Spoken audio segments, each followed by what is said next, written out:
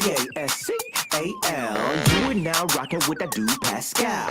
We be going wild, Haitian in the building, so original. Got the haters catching feelings. Get your hands up to the ceiling and keep them held high. Cause St. Louis is ready. Forget about it, goodbye. Hold on, we just saying hi.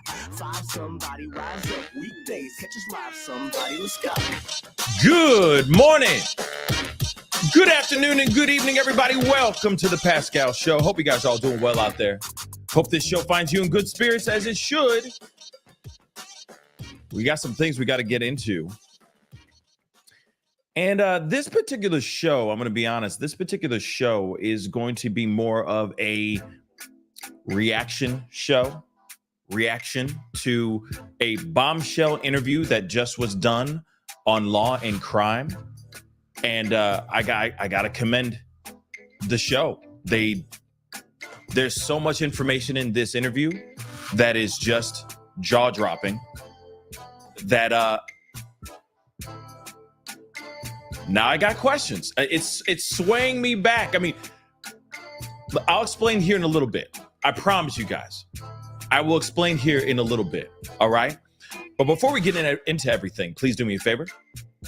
Hit that like button down below. We got to get all this stuff out of the way. So hit that like button down below. Hit that reaction button if you're watching on Facebook or any of these other platforms that I'm streaming on. Please and thank you. Please be sure to hit that follow button on Facebook, X/Twitter, Instagram, TikTok. You name it. Go and hit that follow button on those platforms. Don't forget to hit that subscribe button here on my YouTube channel if you're watching here, because this is my main platform. All right. And of course, if you want to support the channel, go check out that join button down below if you're watching on YouTube. Okay, that'd be amazing. Also, you can go and support even further by going to patreon.com/the Pascal Show. Okay, it's in the ticker down below going that way as we speak. Check it out. Show some support. That'll be dope as hell. All right, guys, we got to get straight into this. I'm sorry, these headphones are driving me crazy. Okay, hopefully I got this figured out. Okay, so let us get into some things. Okay, and BB True. First off, let me say this really quick. She says that hoodie's fire. That hoodie be fire. Thank you so much. I appreciate it. I make these. So I made this. Okay, so go check out pascalmerch.com. I haven't really been pushing the merch page as much because a lot of the stuff is hoodies and joggers and jogging suit type stuff, tie-dye, custom made type of merch, because I don't really have any summer stuff yet. But at the same time, if you want to go check it out, go check out pascalmerch.com and get yourself something that you can wear when the weather gets cold again. You see what I'm saying? So I've just been seasonally pushing the stuff. Okay. Now that we're going into warmer temperatures, I'm not really pushing the stuff until I actually have stuff for the summer, if that makes any sense. I'm working on some things. You guys will know. You guys will be first to know, of course, when those things are ready to drop. Okay. Just so that you guys know. All right. And GP said, can you cry like JP? I'm sure that'll come out at some point, GP. All right. I'm sure it'll come out at some point during the course of this show. Okay. But let's get into this, guys. We all know that we have all been kind of questioning. Not kind of. We all have been questioning what happened to Mica before her tragic demise, right? There's been a lot of new theories that have been circulating out here, and I want to share them with you guys. We're going to be looking at this interview done by Law and Crime, okay? Her father comes out, Michael Francis, comes out and speaks out about everything revolving around this case. And the thing is that as much as we would sit here and think that this is an open and shut case, because this was a self-inflicted situation, so on and so forth, you know, we got to use these code words, guys. But there's something odd about this case. Something very, very odd. Not only because of how JP is out here going, you know, what my wife's dead, you know, she gone. She's all self-inflicted, but, you know, please keep coming back to the church. but just don't talk about it right here. Just, when you leave, you can talk about it. But, I just want to talk about this real quick. She gone, self-inflicted. Medication couldn't come to her quick enough. Please pray for my family. Something about that seems a bit odd. And I think everybody and their mama who has seen that sermon or the end of his service would think the same way. Now, here's the thing, though. Before we go into everything, let me break this down for you. All right? Mica Miller was married before. In fact, JP was the officiant to her marriage in her wedding. Apparently, her husband and JP were fairly close. Before they had an extramarital affair, they both get divorced, they get together, and they get married a few years later. Now, it's been a very, very bad, volatile, nasty divorce where she is trying to get herself as far away from this man as quickly as possible. There have been accounts being said about how she has been fearful for her life, that she wants to get away from this man. And in fact, she has said, or it has been said that she has said that if she is found with a bullet in her head, that it is not her, it's not done by her, it was JP. And this is just a small tip of the iceberg of information revolving around this case. I haven't even begun to dig. This is just the tip, ladies and germs, just the tip. So now her father, has stepped forward and is breaking his silence. And I'm telling you right now, the information that he says in this video, in this interview alone, is absolutely mind-blowing. Okay? So first off, shout out to Law and Crime, the Sidebar with Jesse Weber. Okay? It's a great show. Law and Crime does a lot of really great content for sure. But this interview is, I think, something that we all have been waiting for. Because there's been nothing but speculation flying around out here in these streets. In fact, the theory of this 911 call being AI it's just been floating around here. It's just been speculation and theory. But when you hear it from the family's mouth, whether or not this is actually AI, it's actually really surprising. It's actually very, very surprising what you hear from him. And then not only that, forget the AI theory. Let's just put that on the side of the table for a second. The information in which when they saw her body, the photos that they took of her, the bruises, the fact that he says this, I hate to, I hate to be the spoiler, you know what I mean? Spoiler alert, but I'm going to be the spoiler right now. He actually says in this interview that it looks like her hand was crushed, almost like in a way that her hand was forced to put the gun wherever it was to do this unthinkable thing to herself. This is what they're saying in this interview. And a whole bunch more, all coming from Papa. It is insane. My mind is absolutely blown with this, and we are going to go check it out right now as we speak. But before we get into this, let me get this super chat really quick before, we start deep diving into this. Okay. Hi, Pascal. Thank you so much for the content. Thank you for the support, Melly. I appreciate it, Melly. Thank you. Good morning to every single one of y'all. Again, thank you so much for being here. Hit that like button. Shameless plug, got to, okay? Helps the show, helps this channel grow and all that, okay? Hit that like button down below, please and thank you. Of course, this is for Mica, so please, you hit that like button. It gets the word out there. It gets her voice heard and all that, okay? And of course, do not forget to hit that follow button on the respective platforms, and of course, hit that subscribe button as well. That'd be greatly appreciated, okay? On YouTube, hit that subscribe button on YouTube, okay? Now, I will give you a fair warning. because I have to, because of fair use, I have to kind of hop in and out of this thing quite a bit. Okay. If you want to watch the whole thing, please go over to Law and Crime Sidebar, because I'm not showing you guys the full episode. We are only looking at the interviews that are done in this episode. Okay. And I'm going to be chopping it up like crazy. All right. Just so you guys know. All right. And tired as a mother. What's up, girl? Thank you so much. Thank you so much for the support. Pascal and coffee, how I start my day. Thank you. You know what I mean? Should I have like a morning voice, or should it be like a bedtime, like, these are the quiet storms? You know what I mean?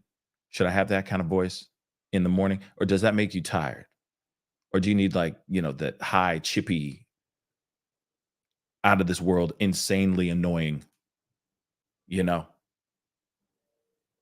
just had like 15 cups of coffee in one sit. You know what I mean? Somebody just said the Barry White voice. Yeah. You know what I mean? Anyway, left turn. We're here for the lulls too, man. Okay. The wake up voice. Donna just said the the wake up voice.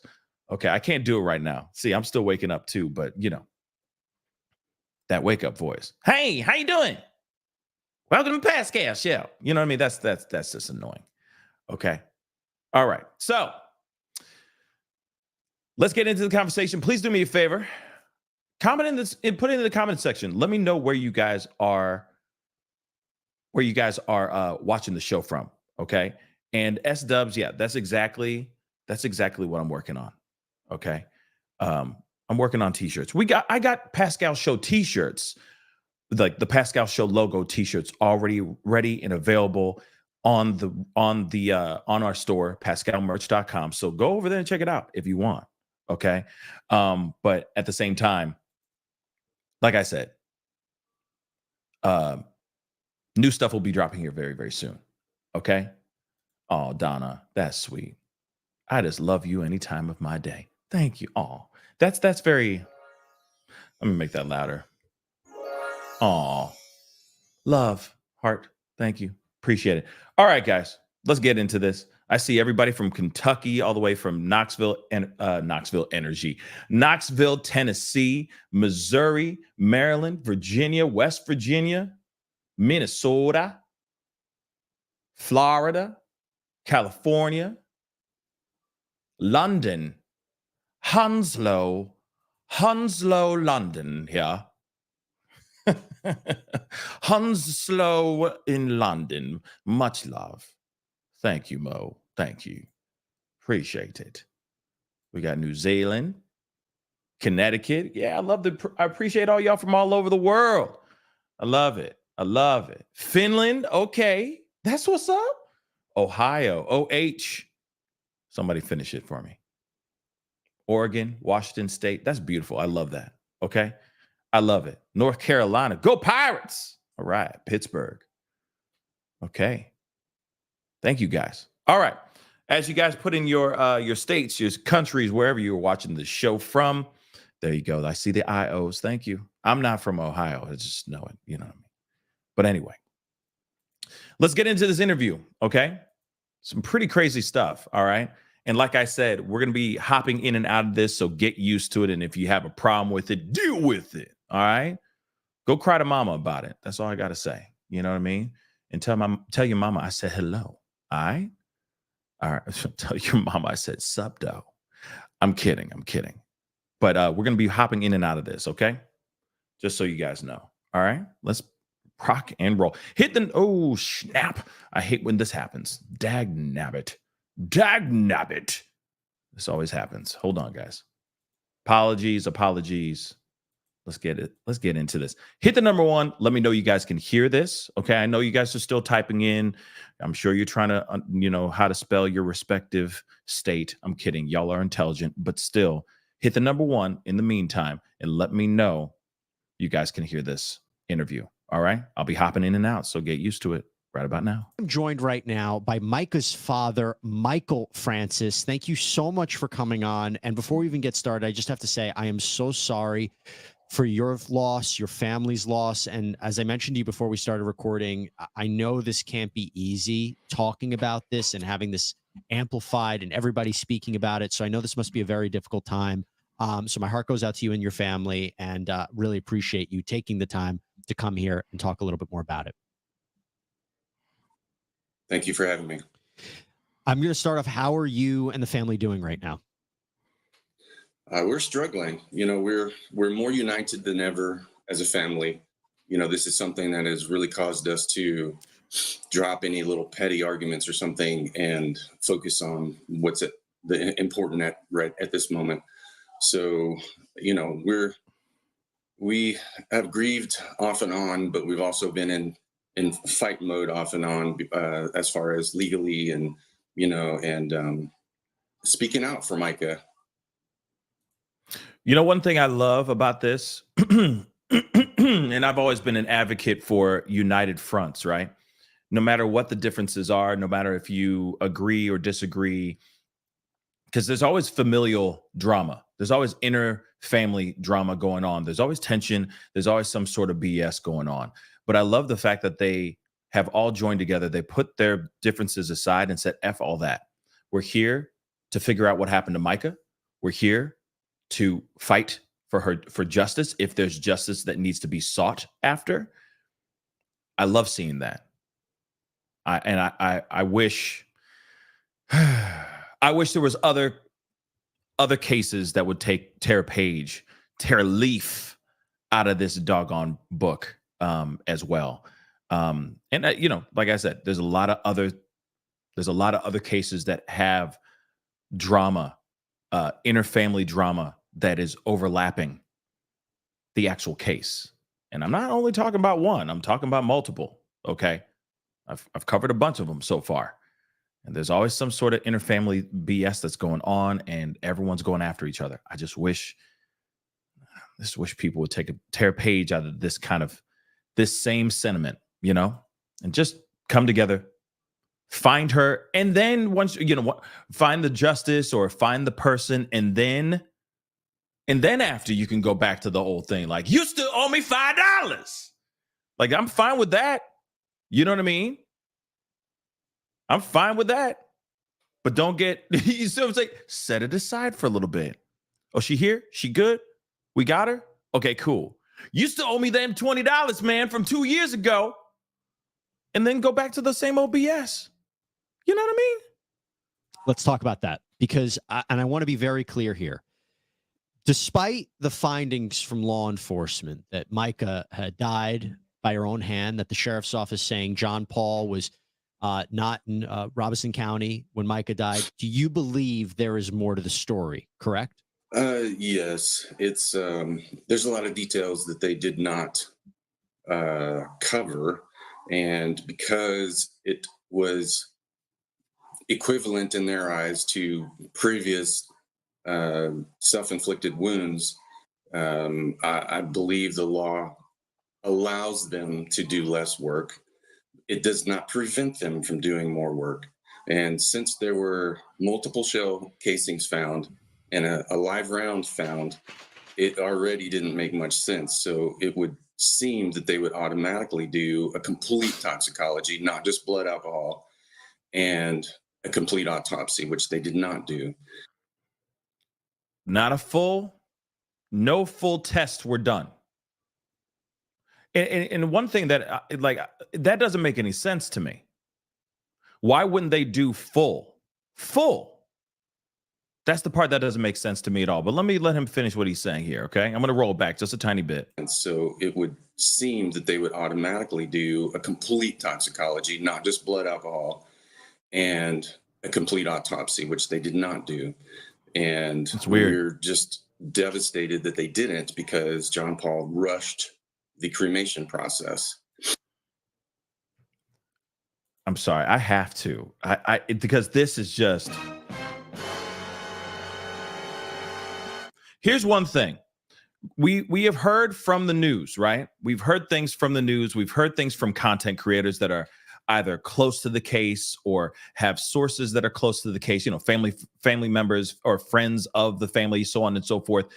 It's easy to hear these rumors and go, okay, was she actually cremated or not? Was there actually a rush on the cremation process or not. Now we're hearing it from a very reliable source, the papa. We're hearing it from the dad, basically saying, yes, indeed, he rushed this cremation.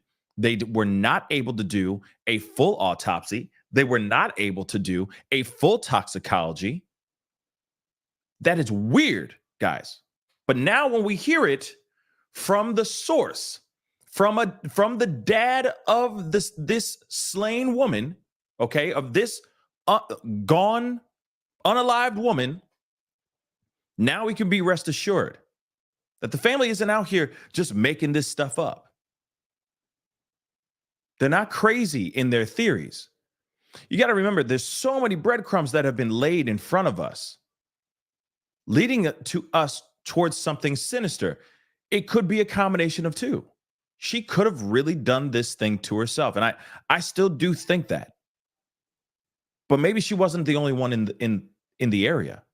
Maybe she was not alone. The voicemail or the phone call, I'm sorry. Could it be AI? Like I said, I don't know. It's a very, very steep hill to climb, in the mountain of proof. You know what I mean? To the top of the mountain of proof. That's a very steep hill. And I'm wondering how they'll be able to prove without a shadow of a doubt that was AI. But we haven't even gotten there yet. Just given the fact that this man was very quick to cremate her like that. Here's the other thing, and I said it on the other show before, but I'm going to say it again. Did he ever learn about her post-mortem demands? Think about that for a second. I know it's morbid, but I've had conversations with my loved one as well on like, hey, if you were, how would you want to be buried? Would you want your organs donated? Would you want to be cremated? What do you want, right? What would be your demands? I know that's a very morbid conversation, but eventually you have that conversation at some point with your spouse because you want to make sure you know everything before something bad happens so you know what to do, right? Nicole, I'm done. Just make sure my eyebrows are done, please, Lord. Okay. Sure. But we all have that conversation at some point with our loved ones. At some point. It may be right when we're on our deathbed. It could also be, when you're just in a random conversation. Anything's possible, right? So did he ever really know what she really wanted to do? Another question I have too is, did he ever check in with the fam? If he didn't know what she wanted to do post-mortem, why wouldn't he just at least reach out to the family and say, hey, what are you guys comfortable with? I just want you to know, yeah, she wants to be cremated. So I am going to be going through that process of cremating her. Is there anything you want, is there anything you need before I actually do that? Just checking in with them. But he rushed this process. That's sus as hell, guys. He didn't even reach out to them. And I get it. That sounds a little morbid too, to be like, I'm about to cremate her. Is there anything you want to do before she gets cremated? God only knows. Maybe somebody wants to visit her one more time. You know what I'm saying? They just want to see her face one more time before it's gone forever. You know what I'm saying? Do whatever they need to do. If there's some sort of, a ritualistic thing they want to, you know what I mean? They want to pray over her. They want to, say their goodbyes to her face to face before she is cremated. Those things I think every family deserves and should have the right to do. It's not like they live, on the other side of the country. They right there. They're nearby. But he did not once turn to them and ask him a damn thing. He just said, go ahead and do it. That's wrong, and that's suspicious as hell. Okay? Because again, this is somebody looking at her. You know, we talked about this yesterday morning too. This is also an example of someone who is taking ownership of her as if she is property. Once again, oh, this is my body. This is my wife. This is my body. I own her. So I'm going to make the decisions for her. Marital property, as he would say, right? So apparently she's marital property. And instead of actually doing the right thing by reaching out to the family and saying, hey, is there anything you want to say goodbye before I actually do? You want to have one last visit with her before I cremate her? Or I am going to cremate her. Is there anything, that you want to do? You want to see her one more time before I do this? Is that okay? Are you guys cool with cremating her? Any of those things. That should have been a conversation. But no, that is his property. She wasn't even a woman. She was just property to him. Oh, yeah, the car's totaled. Yeah, send it to the junkyard. That's basically what he was doing here. Or, let's not forget, he could be covering something up. Let's continue, shall we? During the briefing, we pressed pretty hard for more information and such, and the sheriff's office was trying to compress the briefing for us, and then they gave us a flash drive. It doesn't sound like Mica during the 911 call. She's so slow and so, but then later there are, I haven't even heard them myself, honestly.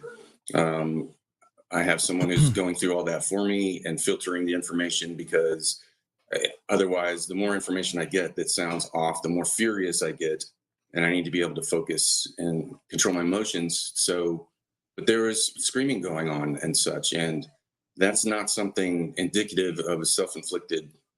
Sounds like a fight. Hold on, I'm sorry. I got to run that back. Okay, I got to run that back. Okay. And also somebody just said this too. Criminal Med. I'm sorry. Just said, just like her half surgery. Yeah. Because apparently, I don't know if this is true. I'm just hearing it through the grapevine. But if he actually did have her go and get a breast augmentation, now let me just say this. Let me preface this by saying, hey, ladies, do your thing. If that's what you want to do, and if that's what makes you feel good, hey, do you? Okay. No judgment here. But if it's your man saying, yeah, you need bigger, I need you to get those augmented. And she's like, I'm fine exactly how I am. Right? That's not good either. That's messed up. All right. Again, property. Which women are not property. Let me make that abundantly clear, because I don't want y'all getting that twisted, being like, is Pascal saying women are just property? No, I ain't saying that. Not at all. Okay? I love y'all. You are not property. Okay? So let me roll that back a little bit, because I want to make that make sense a little bit. All right? It doesn't sound like Mica during the 911 call. She's so slow and so, but then later there are, I haven't even heard them myself, honestly. I have someone who's going through all that for me and filtering the information, because otherwise, the more information I get that sounds off, the more furious I get, and I need to be able to focus and control my emotions. Interesting. First off, he is claiming that the voice on the 911 call does sound like her, but it doesn't sound like her. Okay. And if I'm correct, we circle back to this 911 call here in a little bit. But the other thing, though, I do appreciate, and I think is okay, and I guess I'm just throwing this as a little jab out here, okay, is that He's like, there's information that's out here that people are combing through. Allegedly, one, he says that there was screaming being heard. Now, I'm quite curious about that because I've been hearing different things. Apparently, there was a fisherman that heard some crying, then then a loud sound like a gunshot, a big bang, and then nothing. And then he turned around and he went away because he didn't want to get into no trouble. And I don't blame him. I wouldn't want to be going towards a firefight if there was one. Okay, I like my life. Okay, but one thing I do also want to say is he said I gave that stuff to somebody else because I didn't want to get too infuriated, too angry. I didn't want to start losing my mind over this. Just saying. Some people are getting, some people in other cases are getting handed things as well, right? Some other responsibilities. And here it is. He's doing the same doggone thing. Hey, I need to delegate. I need to compartmentalize some of these things so I don't lose my freaking mind. And there's another case that we're talking about as of late that's trying to do the same doggone thing. Okay. People are doing this so that they don't, because it's a lot on their plate. It's a lot. And you realize he's already not sleeping, I'm sure. I'm sure Mica's father, Michael, is not sleeping at all. All right. So imagine having all that other stuff on top of that, right? Again, I think it's okay to delegate. I think it's okay to compartmentalize. I think it's okay to hand responsibilities to other people. I know the rest of the world doesn't agree with that on certain cases, but at the same time, sometimes you got to do that so you can maintain some semblance of sanity. But let me continue on. Just wanted to say that really quick. All right. Let's continue. So, but there was screaming going on and such, and that's not something indicative of a self-inflicted. That's sounds like a fight. And with the bruising on her hands and on her arm, scratches on her hands, indicating defensive wounds. So very frustrating.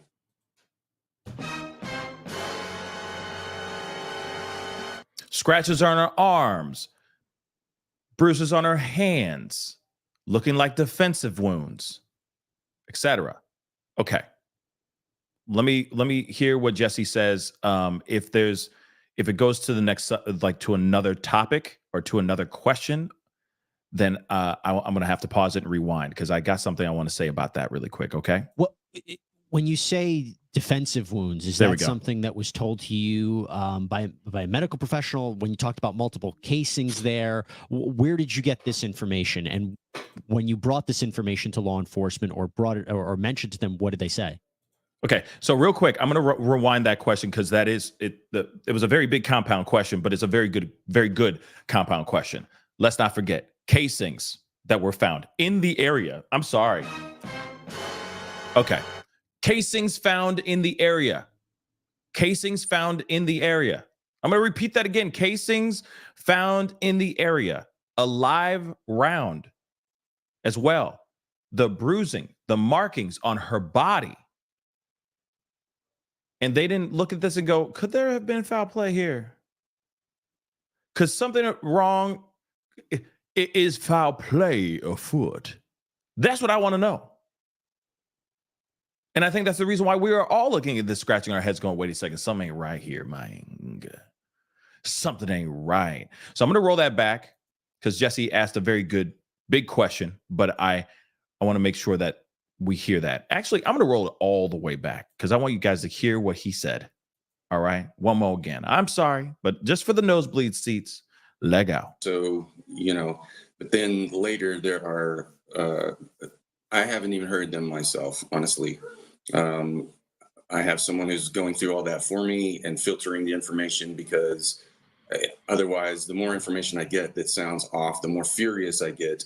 And I need to be able to focus and control my emotions. So, but there was screaming going on and such, and that's not something indicative of a self-inflicted. That sounds like a fight. And with the bruising on her hands and on her arm, scratches on her hands, indicating defensive wounds. So very frustrating. What when you say defensive wounds, is that something that was told to you by a medical professional when you talked about multiple casings there? Where did you get this information? And when you brought this information to law enforcement or brought it or mentioned to them, what did they say? Okay, as far as finding out, the park ranger took us back to the scene and pointed out, here's where she would have been standing. Here's where the shell casings and the live round were, which also doesn't make sense. She knew how to use a weapon. She got the weapon for self-protection. She told me days beforehand, Dad, I really feel like I need a weapon for protection. And she knows how to use it. She's qualified. She's been through training. She's not going to charge the weapon and eject a live round. She already knows the first rule of gun, use is knowing the condition of the gun. So we got the information about the shells. I did it directly from the park ranger. And then when we brought that up to law enforcement, they just said, well, they had no answer. They really just had no answer why, any kind of, not even a speculation. They didn't even say, well, she probably did this, probably did that. They just said, this is what we have. And there is what would be an apparent bullet hole in a tree, which I have a picture of. And they just didn't seem to put the effort forth. So we're very disappointed in that.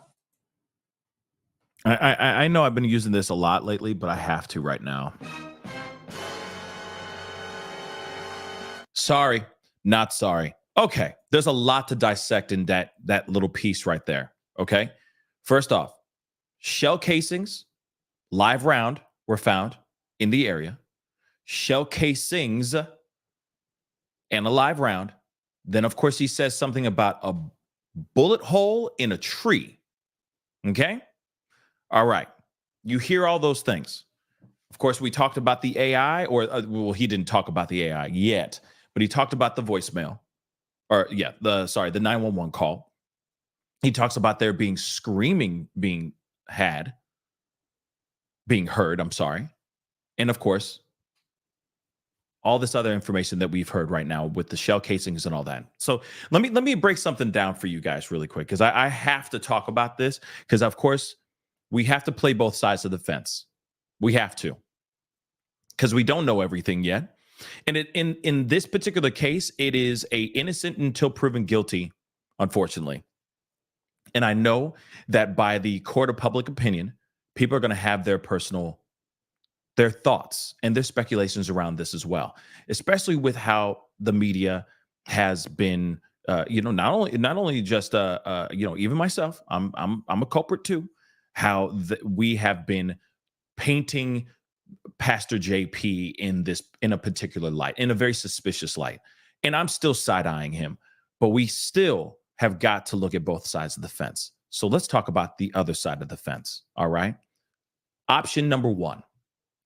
She goes and she buys this weapon at the pawn shop. She does call. I'm just talking about the option number one, possible situation, scenario number one. She goes, she gets the pew-pew, right, at the pawn shop. She calls up she looks up closest national park. She drives there. She gets there. She calls 911, or maybe not.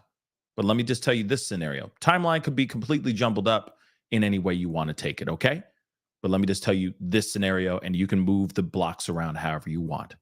But the pew-pew has been bought. She Googles where the national park is. She fills up on gas as she's Googling this thing. She drives up to that national park, finds the place that she feels is a nice, beautiful spot to be at. She pulls out the pew-pew. She loads the pew-pew. She cocks it, maybe cocks it again, so one of the bullets flies out, because she wanted to make sure the doggone thing actually works. It's not like she went to a gun range first and then went to this national park. She cocked it, right? And then she cocked it again, and that first live round pops out. right? Then, if there were empty shell casings there, there is a possibility that she fired off a few shots to make sure that that doggone weapon actually worked. Here's the reason why I say this, and this is the reason why I'm only saying this is option number one, because there's always option 2, 3, 4, 5, 6, 7, 8, and all the way down to 1 million. But that's what I'm thinking so far. Reason why I say this is because go over to Plunder, okay? Go to Plunder True Crime. She has a very informative video. She's fantastic, by the way, but go to her video. She does a video where she talks about, or she shows Mica preaching and confiding to the people that she's talking to about trying to do this unthinkable thing, right? She talks about how she had a weapon in her hand and it misfires. She literally cocks it and it misfires. So, option one, because of her experience of it not working, maybe she fired off a few rounds to make sure that that doggone thing actually worked. That's a possibility. Okay? Especially the bullet hole in a tree. She could have aimed at the tree and bang, right? Just to see if it actually worked. Okay? So, let me just say that, all right? I'm not sitting here saying that is the truth. Okay? The true timeline, but it could possibly be a timeline. One thing I wish law enforcement would do right now is actually look at the spent live rounds that are the live round and the shell casings that were around the area, okay, that were in the same area, to see if they actually match the gun that was actually used at that scene. That's one thing I would love for them to do. But let's talk about the bruises really quick. Okay, the defensive wounds, as the father has said.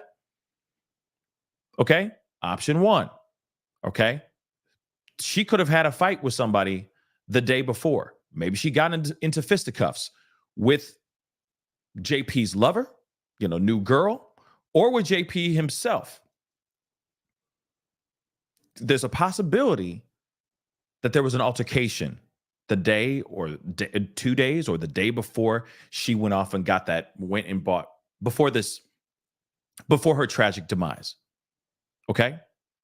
So, and I wanted to talk about that. And it also could be a thing that she could have had somebody in the area with her, or she could have driven up there. Somebody followed her. That's the other reason why I'm wondering, with these history of these GPS trackers on her car, was there one on her car and somebody followed her all the way up to that national park, and then all bad things, went off the way it did? You see what I'm saying? So that's one thing we got to think about. The other part I want to say too, and I know I'm sounding like birdshot, I'm all over the place here, but this is all just stream of consciousness. So I would want to hear from if the eyewitness heard other bangs. Because if there were other bangs, then that would make sense on why there were other shell casings in the area around or near Mica's body. Because this particular fisherman only heard one bang and that's it, then why are these live rounds, or why are there shell casings there? And you got to remember, somebody else could have been over there weeks, days, whatever, before Mica showed up there firing off their own gun too. So those shell casings may not even be from her gun. They could be from some idiot kid just shooting into the river just for ish and giggles, right? But the bruising on her arm, like a handprint bruise on her arm, the defensive wounds, or what looks like to be defensive wounds on her hands and all that, yeah, I would be asking a lot of questions about that too, because it doesn't make any bloody sense, right? It makes no sense. But there could have been a fight the night before, or the day or two before she went and did this. And that fight could have pushed her over the edge to go and buy this pew-pew, to go and do this unthinkable thing. You see what I'm saying? But there is a video out here where she talks about it her going to this place mentally, putting this weapon to her dome, and it misfiring. So there's a good possibility where she just shot into the river, aimed at a tree or something like that to make sure that that doggone thing actually worked. That is a possibility. But there's a lot of other possibilities which we have talked about, that maybe there was somebody there that did this. There's rumors being said about other entities, other people in the area being there, and all that. I don't know about that. The screaming could have just been her screaming out of anger. That could have been her too. Or it could have been a full-on shouting match with somebody there at the scene where she lost her life, right? So like I said, a lot of questions. We're going to break it all down. We're going to talk a lot more about this here in a second. Let's continue though. And the defensive wounds, was that from the park ranger too, Okay. Yeah. No, we looked at her hands during the viewing. We took pictures of her from the viewing. It was the worst day of my life. And she had scratches on her arms on her hand.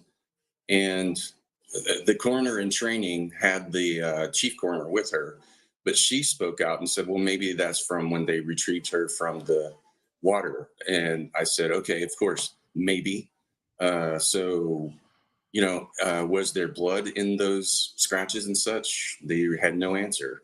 Very disappointing. So I basically said the scratches indicate some type of scuffle or something, because the area where she was, there was no trees or anything anyway.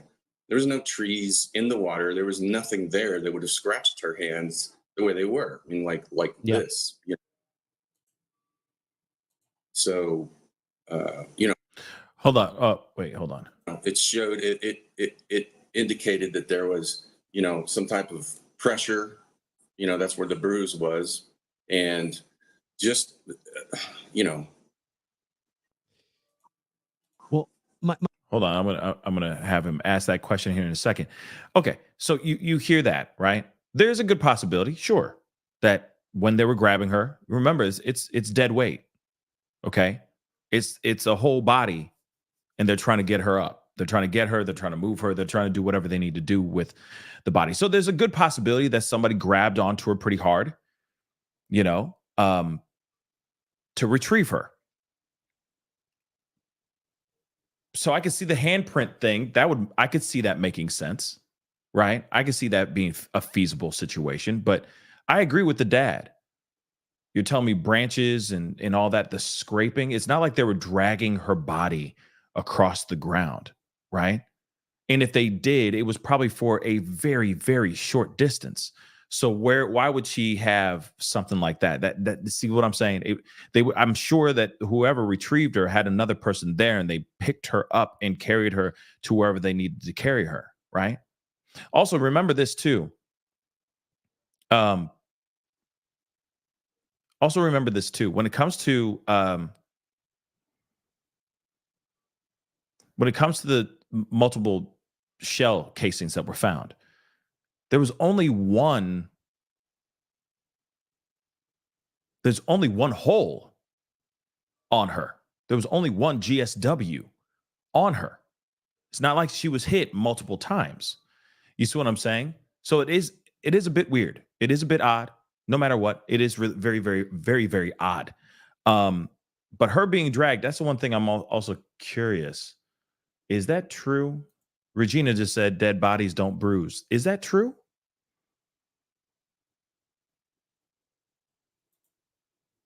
Bruising stops when blood flow to area stops. Oh, that's interesting. That's interesting. I didn't know that.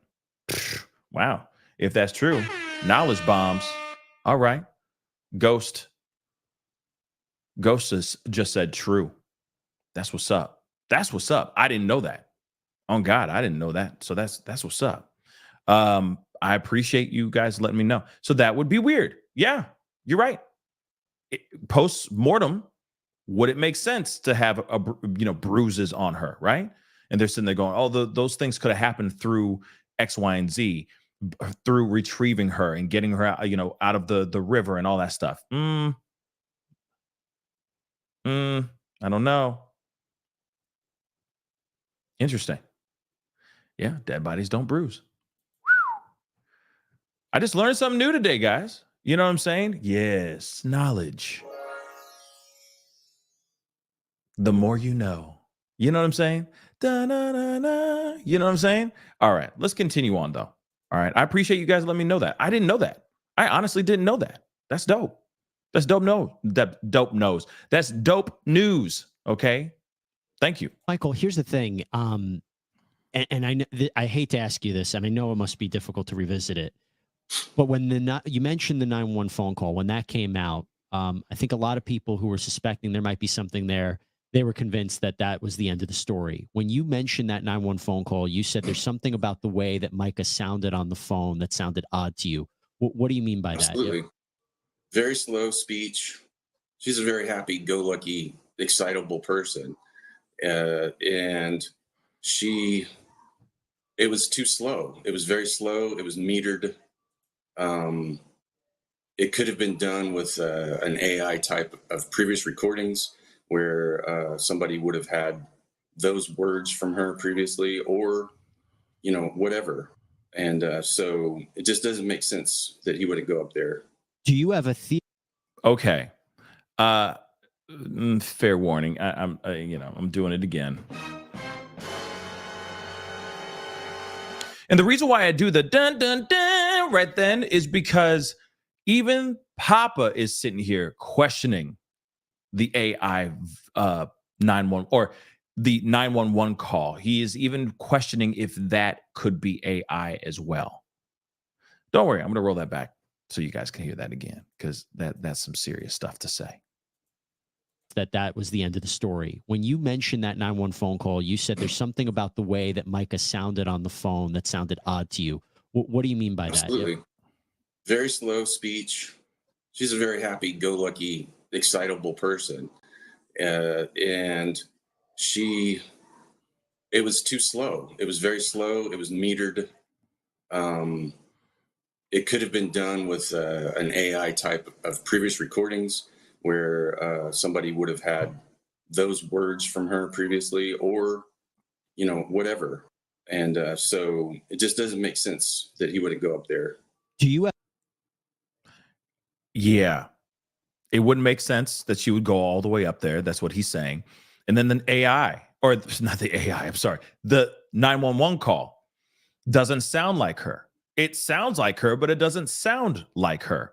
We're going to talk about that in here in a second. Let's continue. Let's have continue. A theory as to what happened, because authorities are saying, they crossed out his alibi of where he was. Do you have a theory as to what happened? And again, I know this is sensitive, so if you don't want to share it, I understand. But do you have a theory as to what you believe happened to your daughter? Here we go. Okay, well, I'll share what we spoke to about with the authorities, the sheriff in North Carolina. Also, as far as with his location, we've seen pictures of his truck. It had dark windows. Was it even him in there? Where's pictures of him physically there? We haven't seen those. They have not been produced.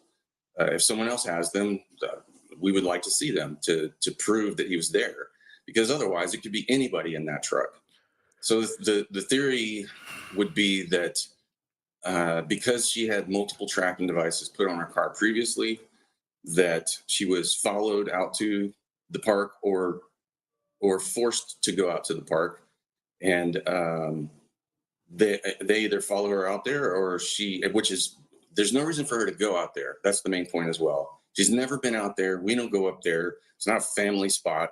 And she was off the trail enough into a park ranger only area that nobody knows about. And so the theory would be that she was either tracked, and then they said, well, we didn't find a tracking device. Well, they could have removed it at the park. When the car was at the park, and then it was collected by the authorities, they didn't check for a tracker, which blew my mind. They said, oh, we have all the evidence and everything. We asked them, was there a tracker on her car? And they said, well, we didn't check. And we were flabbergasted. This happened over and over during that interview. Why didn't you check that? We know that there was 3 or 4 trackers put on her vehicles. why wouldn't you check to see if she was followed? They said, oh, there's no cameras, but we know she wasn't followed. Her car is just out here. And I said, well, there's no trackers. They said no tracker. I said, well, they could have removed it after they did the deed. So then Mica's mother, Angelita, she said, pretend this is Mica's hand. And she asked me, grab this hand. And then she pulled it up, and said, it looks like someone squeezed her hand and raised it up and shot. And there are defensive wounds from it and such. And that's the general idea of our theory, that somebody crushed her hand to hold the gun up to her head while she's fighting. Either them or someone else held her other hand or her other arm back, because there's bruising on it from squeezing. And they forced it to look like that was self-inflicted. And a couple of rounds went off during the scuffle. One ejected was live. And then it finally happened the way they would want it to happen.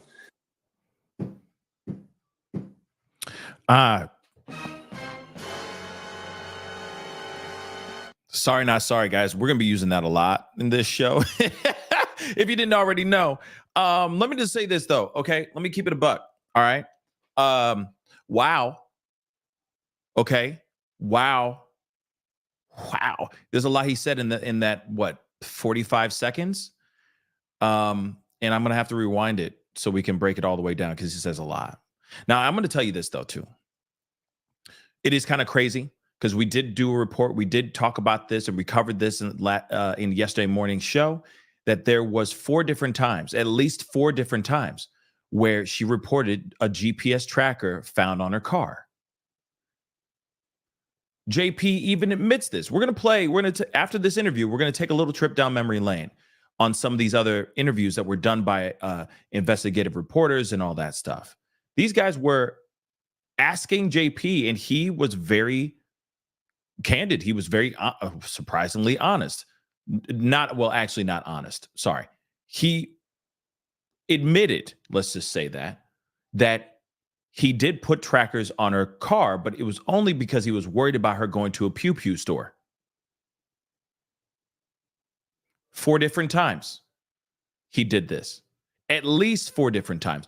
So if they knew about the reporting of these 4 different separate occasions where she found GPS trackers on her car, why would they not look into the car to make sure that she just did this willingly by herself? And if you see all the other stuff that's sitting around the area, the spent shells, right?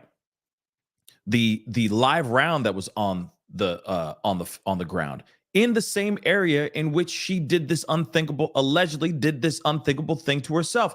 Clearly, you'd think that if you see all those things, and you know the history of this relationship, you know about these reports, why not go and check? Now, if there was somebody that was there that did this unthinkable thing, yeah, if they were covering their tracks, they would go over to the car and take that GPS tracker out immediately. So there might not be anything to be found. But still, the fact that they didn't even look into that is so odd to me, guys. It's asinine, in my personal opinion. Let me grab some of these super chats really quick. Okay. Oh, I already did this one, but thank you, Tired. I appreciate it. Susie Q. I think she did it herself from the 911 call. Sure, her husband could be more morally responsible. Okay. Fair enough. If anything, I agree. If anything, it's going to be he's morally responsible. I think he's more than just morally responsible, though. Maybe he's not physically responsible, but I think he has something to do with her pulling this trigger, unfortunately. Mimi, thank you so much. Hi, fam. Famburgers, Pascal, and all good souls, and all the good souls. Thank you so much. Melly, we love Pascal. Well, we love you too, Melly, and I love you guys, all you guys. You guys are so smart, wicked smart. I also want to address something. Somebody said something in the comments about bruising on unalive bodies. We're going to talk about that in a second. Tabitha Blanchard, thank you so much for the super chat or super sticker. I really do appreciate it. And again, Tabitha, thank you so much. He got control of her iCloud before. Couldn't he Google stuff to make it look like it was her? Yeah, there's a possibility. Like I said, I mean, if he's able to have full access to her iCloud, her emails, text message people, and message people on Facebook as her, clearly he knows some technology. He clearly knows what's up. So was she really alone in this park or not? That's an ongoing question.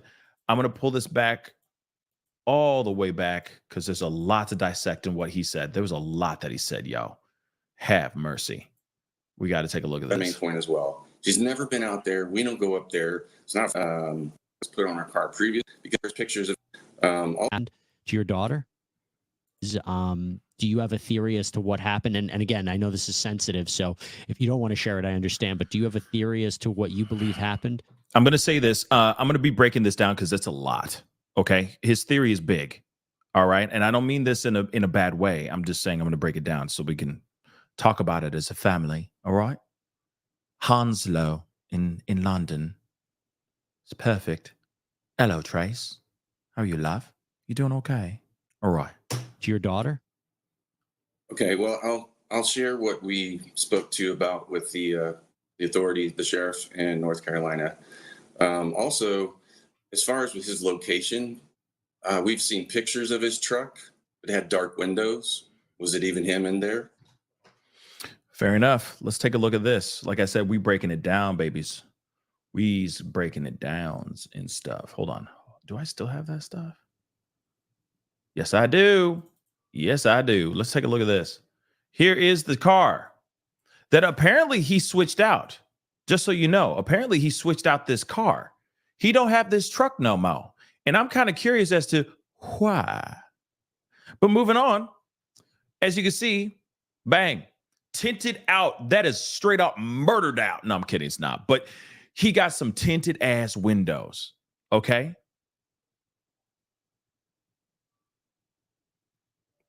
Was it I mean, hey, this is a viable question. Is it really him driving this truck? Is it really him driving the truck, or could it be his new girl driving his truck?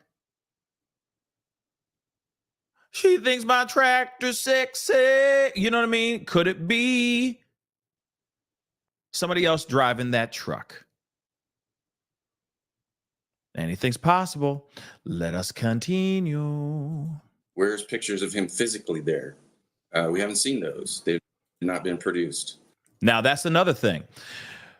Michael Francis is very, very smart. The family, let's just say, is very, very smart. Because sure, you could look at that at face value and go, okay, so the police are saying that he was seen driving, his car was seen driving in this particular direction at this particular time, going to an athletic event. He's right, though. Is there any footage of him actually going to this event, going, yeah, kick that ball? You know what I'm saying? Do we see any footage of that? Do we? Have we seen any footage of that?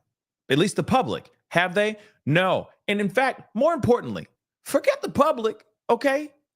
With this situation, forget the public. Has the family seen it? So that they can lay this theory to rest? Have they, though? Sounds like they haven't. If he's on Sidebar with Jesse Weber right now, or yesterday, last night, or whenever this was recorded, up to the recording of this episode, he has not seen one stitch of a photo of him cheering on a athletic event alone or with his new main squeeze. That's weird. But his car is seen driving around. That could be somebody who is part of his congregation. That could be a person that works at the church. It could be his new, okay, his new girlfriend. Or it could very well be him too. But where's the proof of him actually at the sporting event watching it with other patrons, with other fans of the sport? That's something that I think is very, very big as well. Anyone could drive that car. Shoot, it could have been you. I'm kidding. I know it's none of y'all, but you know what I'm saying. Anything's possible. So he's got a point there. Let's go. If someone else has them, we would like to see them to prove that he was there. Yep. Because otherwise it could be anybody in that truck. Bingo. So the theory would be that because she had multiple tracking devices put on her car previously, that she was followed out to the park or forced to go out to the park, and they either follow her out there or there's no reason for her to go out there. That's the main point as well. She's never been out there. We don't go up there. It's not a family spot. And she was off the trail enough into a park ranger only area that nobody knows about. And so the theory would be that she it was either tracked, and then they said, well, we didn't find a tracking device. Well, they could have removed it at the park. When the car was at the park and then it was collected by the authorities, they didn't check for a tracker, which blew my mind. They said, oh, we have all the evidence and everything. We asked them. Sorry, I got to roll this back just a tiny bit. Into a park ranger only area that nobody knows about. Now, she went into a park ranger only area. Okay. That no one else really knew about. And yet she went there. Now, I will say this. She could have driven in that area not knowing what the hell she was doing and not knowing where she was driving, but she found a spot that she thought was a nice spot to say goodbye at, right? There's a good possibility of that. I'm sorry. I have to play both sides of the fence. We have to sit on the fence for real. Even though I still am just to keep it fair, because I know that there's some people who watch this show that are thinking that she did this and it is what it is. And, may she rest in peace, and still may she rest in peace on this whole thing in full circle. But then there's other people that think that, hey, something sinister happened here. So she drives in this place only is a Rangers only location, park Rangers only spot. And she pulls up in that spot. Now, I will say this. There's a good possibility that she could have just randomly drove over there, not knowing if it was a park Rangers location or not. She had never been there before, according to her father. She had never been there before, y'all. Never. So what are the chances of her actually just pulling up to the spot because she thought it was pretty? And she's like, oh, okay, it's a little bit off the beaten path. There's nobody around. It's a little bit of privacy. I can have a little bit of moment to myself. I can make this phone call. No one's around. There's no kids. There's no other people looking, because I don't want to do this in front of people, in front of kids and all that stuff. But I do want to be somewhere that's beautiful. Maybe that could possibly have been what happened. Or somebody already scouted out this spot, told her to go there, and that's where she went. And then, of course, all sinister stuff went down. That is a possibility too. But you got to remember, it is a park. It is a beautiful day out that day. There's plenty of people, I'm sure, that were probably out there doing their speed walking, rollerblading, biking, spending time with their kids and all that. And she's like, I don't want to traumatize everybody, everybody in this room, everybody at this park. I need to find a place over here and be done. Right? So just saying, oh, okay. Mo, appreciate it. You're so welcome to Hounslow, London, anytime. Thank you. Thank you, love. Thank you, Mo. Thank you. All right, let's continue on though. Okay. Real quick. First off, thank you, Melly, for gifting another membership. Whoever became a member, sharing is caring. Okay. So I appreciate that. And of course, if you feel compelled to share the love, to pay it forward, pay it forward by giving somebody a membership. And then that person who becomes a member, the next time you get a chance to turn somebody else into a member, give somebody else. You see what I'm saying? The trickle effect. You see what I'm saying? It's beautiful. Let's continue. And so the theory would be that she it was either tracked, and then they said, well, we didn't find a tracking device. Well, Okay. they could have removed it at the park. When the car He's got a point. They could have, like, after any alleged monster did something unthinkable to this woman, they could have taken that stuff, taken all the stuff, wiped down whatever they needed to wipe down and run off. But what's interesting is that they didn't take the live round. They didn't take at least the shell casings that were on the ground. They didn't take any of that stuff. They just booked it. If there was somebody there, they just kicked rocks. That's weird, right? That's weird. But they take the tracking device, though. was at the park, and then it was collected by the authorities. They didn't check for a tracker, which blew my mind. They said, oh, we have all the evidence and everything. We asked them, was there a tracker on her car? And they said, well, we didn't check. And we were flabbergasted. This happened over and over during that interview. Why didn't you check that? We know that there was 3 or 4 trackers put on her vehicles. 4 of them, by the way, in the course of a month. Okay? In the course of a month, y'all, there were 4 different trackers, all of them within 2 weeks or so of each other. That's insane, guys. Okay? And P, wow, see, sharing is caring. Thank you so much, Ann. I appreciate it. Thank you, thank you, thank you. Welcome to the family, all 5 people. Sharing is caring. Thank you so much for gifting some people some love. I appreciate it. All right? That's so beautiful. You know what I mean? This is why I love the fam chat, you know? I love it. You guys are dope. Let's continue. Why wouldn't you check to see if she was followed? They said, oh, there's no cameras, but we know she wasn't followed. Her car is just out here. And I said, well, there's no trackers. They said no tracker. I said, well, they could have removed it after they did the deed. So then Mica's mother, Angelita, she said, pretend this is Mica's hand. And she asked me, grab this hand. And then she pulled it up, and said, it looks like someone squeezed her hand and raised it up and shot. And there are defensive wounds from it and such. And that's the general idea of our theory, that somebody crushed her hand to hold the gun up to her head while she's fighting. Either them or someone else held her other hand or her other arm back because there's bruising on it from squeezing. And they forced it to look like that was self-inflicted. And a couple of rounds went off during the scuffle. One ejected was live. And then it finally happened.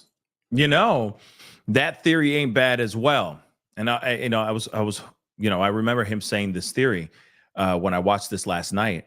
The theory of that there was a struggle, like she wasn't ready, she wasn't wanting to do this, and so the gun went off a couple times before it actually connected. Does that make sense? And so that could be the reason why that there are spent shell casings, that there's a bullet hole in a nearby tree and all that stuff. But one thing I am curious about is, if that is the case, why do we have a fisherman only hearing one loud bang and that's it? And I'm going to keep asking that until we actually hear something else. But that means, because a gunshot, the sound of a gunshot is loud. Okay? You can hear that. If it went off more than just twice, because that's what it sounds like, it went off at least 3 times. That says, one in the tree, maybe one in the water, and then one to her, right? If that was the case, why aren't we hearing other people or this fisherman say, I heard screaming and then I heard a bang and that's it? No, he would have been saying, I heard screaming and then I heard a couple bangs. But he doesn't say that. He hears one bang and then he kicks rocks.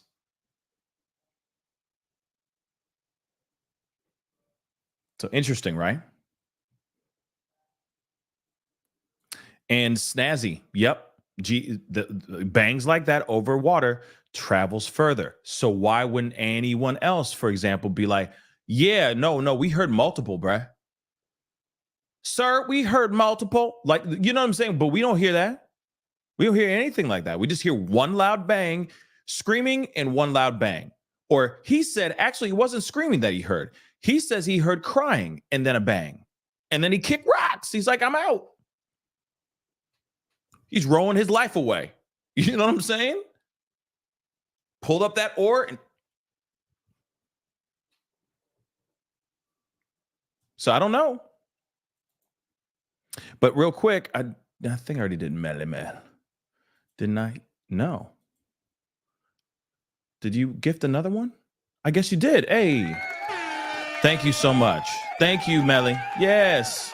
Yes. And for those of y'all who have been gifted, you know, consider it sometime to give back, right? Trickle down. That's greatly appreciated. Thank you, Melly. Thank you again, Melly. All right. So, but like I said, it is an interesting theory that maybe there was a struggle. She didn't want to do it, and somebody's trying to make her do it, right? And it's like bang, bang, bang, bang. You know what I mean? Because it at least allegedly went off 3 times. And of course, there was a live round that wasn't used that was found on the ground too. So that's something interesting too. I do want to say this as well about the live round that was found, the one that wasn't used, that was on the ground. Let me tell you this. Some of those clips, when you're trying to put rounds in a magazine, some of those magazines are really hard to put them in. Okay, put rounds in them. Sometimes you got to force them in. You got to fight to put them in there sometimes, right? So there could be a possibility of her actually, because she went and she bought the pew. She got some ammunition, and then she had to load the thing. It's not like she could just dump a bunch in, empty the cart, a carton of bullets into the gun, and then it would just be full. You know what I mean? It's not like that. She literally had to put the live rounds in the magazine one by one. Those things, it's tough. Imagine some of those magazines are tough. I'm telling you right now, sometimes you got to have some serious hand strength. So what are the possibilities of her actually trying to fill up the magazine? But she's also thinking about the fact that she's about to do this. She's probably shaking and trembling with anxiety, sadness, depression, all that stuff. And she's trying to get this thing to have happen. Like trying to put the rounds in the magazine. You're going to drop a bullet or two. Trust me. It doesn't matter if you are the most calm of the calm. If you're just sitting if you're just sitting next to your car, looking out into the river, thinking about doing this unthinkable thing, there's a lot of anxiety and there's a lot of emotion that's going through your body.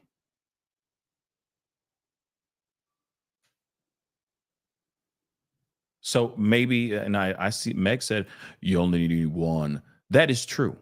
But if you are somebody who has tried this before and it misfires, I think you're going to try to make sure that that thing is locked and loaded and there's no excuse. Now there's no excuse this time. If it misfires, then you just, you try it again. Whatever it may be, right? Just something to think about. Like I said, we have to look at both sides of the fence here, right? Still, no matter what. Scary. But I think she put in more than just one, for sure, obviously. If those casings that were found on the ground match her gun, yeah, for sure. All right. So I don't know. Like I said, putting those in there can be tough. Some of those clips can be really tough. Okay. So I could see a bullet falling off, but I also could see her just cocking it once and then cocking it again. Bullet goes out. So she's like, okay, now it's locked and loaded. Or whoever did it. You know what I mean? I got some other questions. We're going to talk about that here in a second. Okay. But like I said, I'm no matter what, this is still devastating. I'm still side-eyeing this whole thing like a mug. Could something sinister have happened here, that there were other people there, or was she alone when she did all that? I'm still quite curious about it, and hopefully we get an answer to this very, very soon. The way they would want it to happen. And then dumped her in the water. A couple of rounds went off during the scuffle. One ejected was live, and then it finally happened the way they would want it to happen. And then dumped her in the water, probably 40 meters away from where the shell casings in the gun was found. The water doesn't flow there. It's a slough. It's still. It just sinks. And it actually flows when it sinks, when it recesses, it goes the other direction from where she was found. So her body, even if it was put in the water right there, would not have flowed the direction where she was found. It would flow the other way. So it would be possible that the incident occurred right there, and the shell casings, and then the gun was dumped in the water right there. And then she was carried farther 40 meters back into a little bit more secluded area where she was found. So Sierra Francis now joins the conversation. This is Mica's sister, Sierra. Hold on. We're going to get into the Sierra interview here in just a second. But that information is interesting. Recesses, shell casings in the gun went to happen, and then dumped her in the water, probably 40 meters away from where the shell casings in the gun was found. The water doesn't flow there. It's a slough. It's still. It just sinks. And it actually flows when it sinks, when it recesses, it goes the other direction from where she was found. So her body, even if it was put in the water right there, would not have flowed the direction where she was found. It would flow the other way. So it would be possible that the incident occurred right there, and the shell casings, and then the gun was dumped in the water right there. And then she was carried farther 40 meters back into a little bit more secluded area where she was found. So, okay. Wow. So see, that's the thing. She was found in the water. Okay. And I'm also still trying to understand that too, Brenda, on Facebook. Thank you so much for the comment. But that's one thing I'm still trying to figure out too. Does this mean that does that mean that the weapon was found in the water too? Where exactly was this gun found? Right? Yeah. Wait, was she in the water? See, Nicole B. Yeah, y'all smart. Y'all so smart. But seriously, I'm still trying to figure out what the hell is going on here too. Because if she was found in the water, where was the pew pew? That's what I'd like to know as well. Melly, thank you so much. Another gift. See, people are in a giving mood today on Hump Day. Love it. Love it. That's what I'm here for. That is exactly what I'm here for on a Hump Day. Okay, today is about giving, not receiving. That sounds so messed up. Moving on, though. Okay. Where was the pew pew found? Okay. Brandy said she was in fact found in the water. Yes. So there it is. She was found in the water. Was she holding on? Was she clutching the pew pew? Where was the pew pew? That's what I want to know. Where was the pew pew? Because if the pew pew was found in the water, okay, then that would make sense, because maybe she went into the water, right? And then did this thing. But she was found in the water. So why was she found in the water if she was sitting or standing on on the land? Now, here's another thing. There's a good possibility that she was at the bank, right? Right at the shore, at the bank of the river. And she did this, and then her body collapsed into the water, and then the water picks her up and sweeps her down a little bit. But the fact that she wasn't going down river, she went up, makes no sense at all either. Or how he said it. She should have been somewhere else if she was in the water. You see what I'm saying? But she wasn't. She was in a completely different location. That's weird, right? Yeah. And floated in the wrong direction? Huh? That's weird to me, y'all. Yeah, Shelly B. I couldn't agree more. It's weird, guys. It's weird. All right. Now, same ish said body fell in the water. Now, here it is. That's what I think too, that maybe she was near the body of water. She did this unthinkable thing, and then her body fell into the water. But how it floated to another area instead of floating in the direction that it should have gone is a bit weird too. It's just interesting nonetheless. Let's take a listen to what her sister Sierra says. And yes, Nicole B, I completely agree 110% that this was poorly investigated for sure. And I think that if it was properly and thoroughly investigated, there would be no mystery of what actually happened to Mica. They would have been able to say open and shut case. There is no question whatsoever that she did this herself. But the fact that the investigation is completely munged, okay, it's completely foobar, tells me something different, right? And tells all of us something different. This is the reason why everybody's looking at this in this way. And I think it all revolves around the fact that this investigation was trash. It just was. Okay. Kev Mack, what's up, man? What's up, Kev? In them? All right, let's continue. All right. Yeah. They could have done a whole lot more and they just didn't, unfortunately. And that's the reason why speculation and crazy theories come out here like this, like it has. Okay. Little Patty just said something. Theory. She could have went to the park to do it, then decided she couldn't do it. Someone finished it for her. Maybe. That could very well be it as well. Like I said, I got some questiones. We're going to talk about them in just a minute. Let's rock and roll. Sierra Francis now joins the conversation. This is Mica's sister. Sierra, thank you so much for coming on. As I told your father, I just want to say again, I'm so sorry for your loss. I'm so sorry for what you and your family are going through. Our hearts go out to you guys. And again, really appreciate you taking the time and being so generous with your time to come on and talk a little bit more about this. So I've already spoken to your father a lot about what you guys believe might have happened here. I want to talk to you about this legal claim that you have filed against Mr. Miller and the church. Walk us through what that claim is and what you're hoping to get from that. As far as the legal side of things, I don't have perfect details of everything. I'm just trying to pick up where Mica left off and make sure that justice is served and that we are able to remain over her estate and make sure that it is used or allotted in the way that she would have wanted it to. Do you know anything about the FBI being a part of this investigation now? Were you told anything about that, what they might be looking into?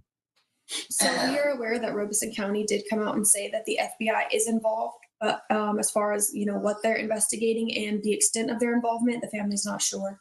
Okay. I wanted to ask you this, both of you this. So look, the main argument, and it's being put forward by Mr. Miller, and what we've seen is Mica, they say, had suffered from mental illness. Do you know anything about that? Anything you could tell us about that? Because one of the things that Mr. Miller has said is he had this power of attorney set up for that reason. What can you tell us about what Mica might have been going through? So before Mica married John Paul, she had no signs, no history, no indications of mental illness at all. And why did she presumably... Hold on. I'm sorry. I'm rolling that back. But whoa. Remember, she was married before. Okay? She was married before. And this is one thing that I want to have heard from. I would love to hear from the ex-husband. Okay? Her first husband.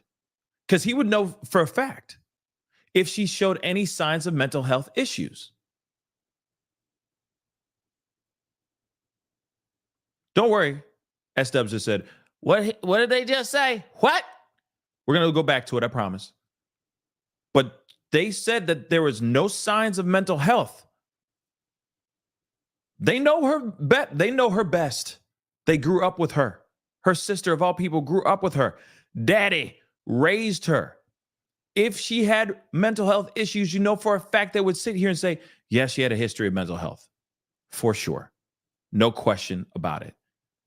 Whatever, blah, blah, blah. And they would say more, right? They would confirm it without even thinking twice. They would not lead people off on a beaten path. But they're sitting here saying, no, She had no history of mental health until this monster got into her life. But he was in her life at a very young age. Now, it doesn't mean that when she was 14, she was already having mental health issues. I'm just saying, obviously, when he got married to her, that's when he was able to sink those devilish talons deeper and deeper under her skin and into that brain of hers as well. That's what I see here. Okay. Now, does that mean he pulled the trigger? It doesn't. Innocent until proven guilty as far as the act of the unaliving. But he is guilty as hell when it comes to the finessing, when it comes to the when it comes to all the stuff that she was victim of, for real. But they're saying right here, for sure, without a shadow of a doubt, no history of mental health issues. But I also want to hear from the ex-husband. The ex-husband would sit there and say, okay, yeah, she shows signs of this, this, and this. She was in a very, very bad place when we were married, so on and so forth. Because he's going to know things that are happening behind closed doors as well. So, and also I'll say this too. I would love to have any of the family members on the show to talk. So if anybody has that connect, please, I'd love to connect with them. And I'd love to have some questions. I'd love to have some conversations with them and maybe get some of these burning questions answered with them as well. Because I got my own slew of questions. So I'd love to hear what they have to say. So if anybody has their connect, please connect me with them. That would mean the world to me. Okay. But let's continue on, guys. Married John Paul. She had no signs, no history, no. Let me roll that back a tiny bit more. All right. You know anything about that? Anything you could tell us about that? Because one of the things that Mr. Miller has said is he had this power of attorney set up for that reason. What can you tell us about what Mica might have been going through? So before Mica married John Paul, she had no signs, no history, no indications of mental illness at all. And why did she presumably agree to a power of attorney? Usually the person who sets up would have to agree to it and sign to it. Mm-hmm. He had every way to control her, and he was very good at manipulating the situation. And she thought that he would be doing the right thing. She wanted to trust that Mr. Miller Jr. was actually doing the right thing for them until she got away from him and had more time when she spent more time with us to peel off some of those layers and realize what was going on. And then she started becoming herself again and got a job and everything else and was doing fine and was happy-go-lucky self again, excited about the future, and which is something he did not like. Just very terrible. I mean, what's the greatest revenge, right? Is showing that you're happy without that person. I'm going to keep it real. Aside from success for real is the best revenge. I will say that too.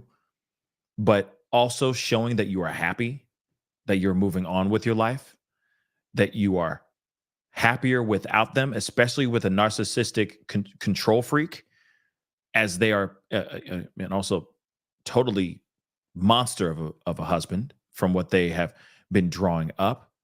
Clearly, this would drive any person like this absolutely mad. You're telling me you're happy without me? You know, your life is better without me? How dare you? And her showing that just out here, just being happy and being strong and saying things about like, hey, I'm a victim too, and I'm a survivor. I got away and all that. Saying all those things. And you got this guy who has no control over her anymore. Yeah, that dude gonna be mad. He gonna be big mad. And that's exactly what's happening right now. That's exactly what happened in this situation. So he's sitting there going, this is my property. You're my wife. Because he's trying to keep some semblance of control over her. Because he feels like he owns this woman. And if all the allegations are actually true of the being used in that particular way and all that, that is some scary and wild stuff. But that could make anyone's psyche break. So if she didn't have any mental health issues all through life, all through her first marriage, and then suddenly she gets married to this monster, and suddenly she's bipolar and she's on these all kinds of psychiatric drugs and whatnot. That says something here. That means this man broke this woman, broke her in the most savage of ways. That's not good. Again, just because she may have done this to herself, this unthinkable, does not mean he was not there in energy, spiritually, whatever, in the devilish way he did. His negative energy, his devilish energy was right there with her, standing right next to her, damn near pulling that doggone trigger. Okay? No matter what, this man should be looked at and investigated into big time, because this is the worst type of worse I've ever seen in my whole entire life. All right? Because he's hiding in plain sight. All right? He is hiding in plain sight. But they claim she did not have any mental health issues before she got married to this mother lover.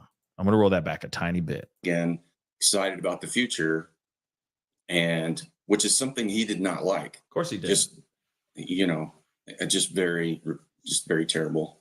There are these allegations that he groomed her. What do we mean by that? He had his sights set on her from a very young age. I would guess probably 14 years old, 14 or 15 when we first came to the church. And he made sure that he kept her exactly where he wanted her, to the point of who she married, what job she picked up after she was, 18. He got her married, and then he made her his secretary and his babysitter and his let's go to lunch person, and oh, you're so beautiful. And then when she was married, same thing, best friends with her husband, her previous husband, and manipulated the situation where he could have him doing something because he was his right-hand man, and then spend time with Mica alone, which is very inappropriate. And to be clear. Wow. I got to roll that back because that's insane. I'm sorry. That's just insane. This dude was diabolical. Even with a person that was his best friend, okay? People, let me tell you about my best friend. Like, he literally out here going, hey, hey, buddy, blessings to you, brother. Yeah, damn, I forgot to get this thing from the office. Oh, man, I can't believe. And the friend's like, oh, well, I'll go get it. Okay. You could just go hang out with Mica. Oh, okay. Well, hey, thank you, brother. I'm going to continue with the, studying the scripture with your wife. But thank you for going and picking it up. I really do appreciate it, brother. I really do appreciate it. Right? Then he leaves and he's sitting there going, sup, though. On the seventh day, God said, sup, though. Interesting. I'm rolling that back, though. He is diabolical, man. Diabolical. And he made sure that he kept her exactly where he wanted her, to the point of who she married, what job she picked up after she was, 18. He got her married, and then he made her his secretary and his babysitter and his let's go to lunch person, and oh, you're so beautiful. Now, let me tell you this. So it is absolutely true that she was the babysitter to his kids. They just confirmed that, because some people were like, no, she wasn't like that. That was not true. You're wrong. You're wrong. You're wrong. Hold on. No, she really was kind of like the Jill of all trades for him. Babysitting the kids and all that stuff. This dude had his influence deep under her skin for a long time. Okay. So yeah, this guy's diabolical for sure. And then when she was married, same thing, best friends with her husband, her previous husband, and manipulated the situation where he could have him doing something because he was his right-hand man, and then spend time with Mica alone, which is very inappropriate. And to be clear about that, are you alleging that he engaged in criminal contact with Mica? And if so, again, my understanding is there's no time bar in South Carolina to bring charges. Is this something that you're speaking with about authorities with? I don't think he physically had a relationship with her until after she had already been married to Jeremy. Okay. Okay. So he wasn't sitting there like trying to, get all up in there in some type of romantic way when she was a little.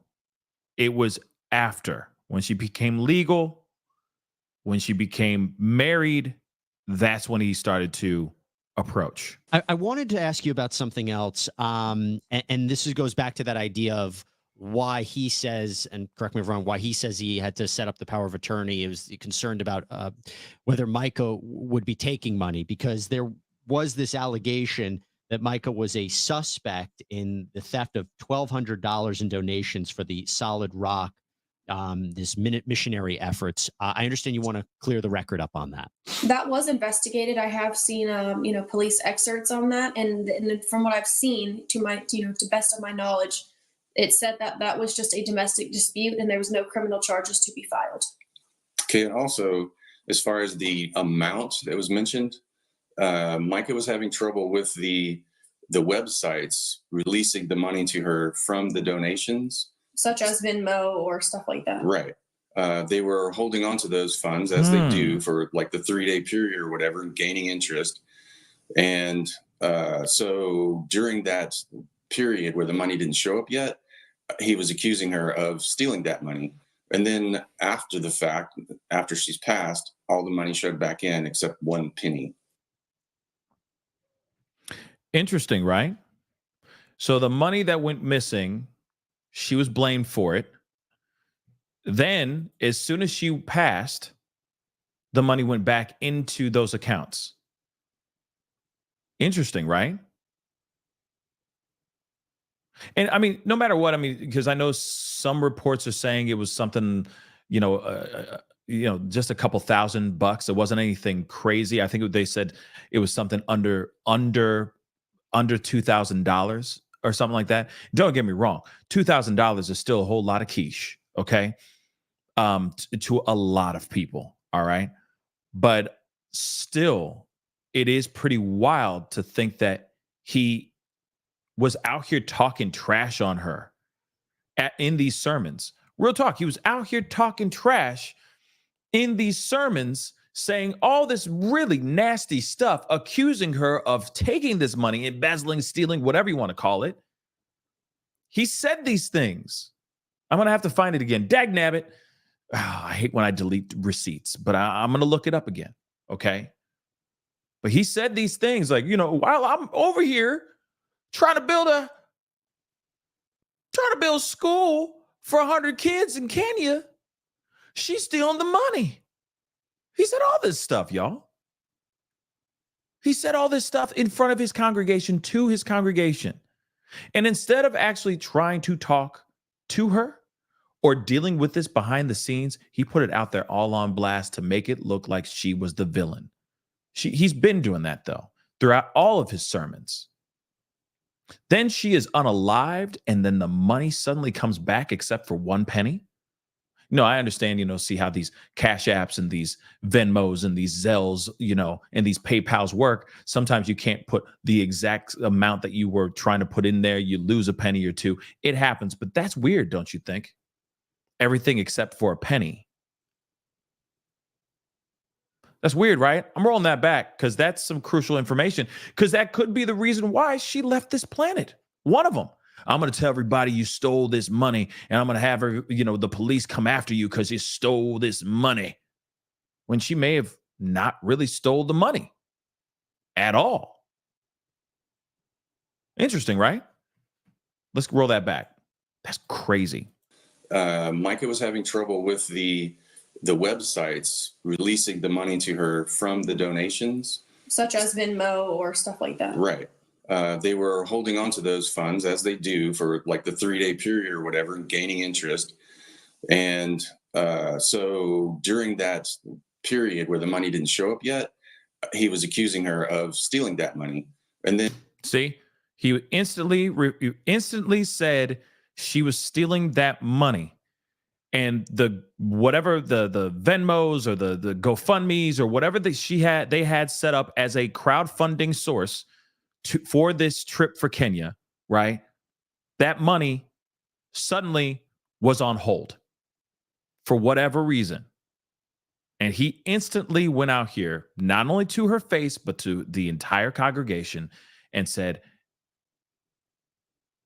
she stole this money. And after the fact, after she's passed, all the money showed back in except 1 penny. I want to pull this up. I got to find it though. Hold on. We're going back to that. Don't worry. But we come here with receipts as well. We come here with the receipts as well. Here it is. Here's one of them. Okay. Incident investigation report. Okay. So March 13th, 2024, recently, by the way, a report was received over the telephone regarding an alleged false pretense swindle that took place at Solid Rock Ministries. Okay. Now, the complainant relates that one of the employees of the church offender was sent to collect donations for the church's 501c3 called Dare to Care mission. These funds were being collected specifically for a mission occurring in Kenya. The complainant states that on February 14th, Valentine's Day, by the way, it was discovered that the employee had transferred donation funds from the church's Zelle and CashApp accounts to the employee's personal South State bank account. The employee also collected cash donations, which were allegedly deposited directly into the employee's discount. The employee, by the way, is Mica, just so you know. The complainant is JP.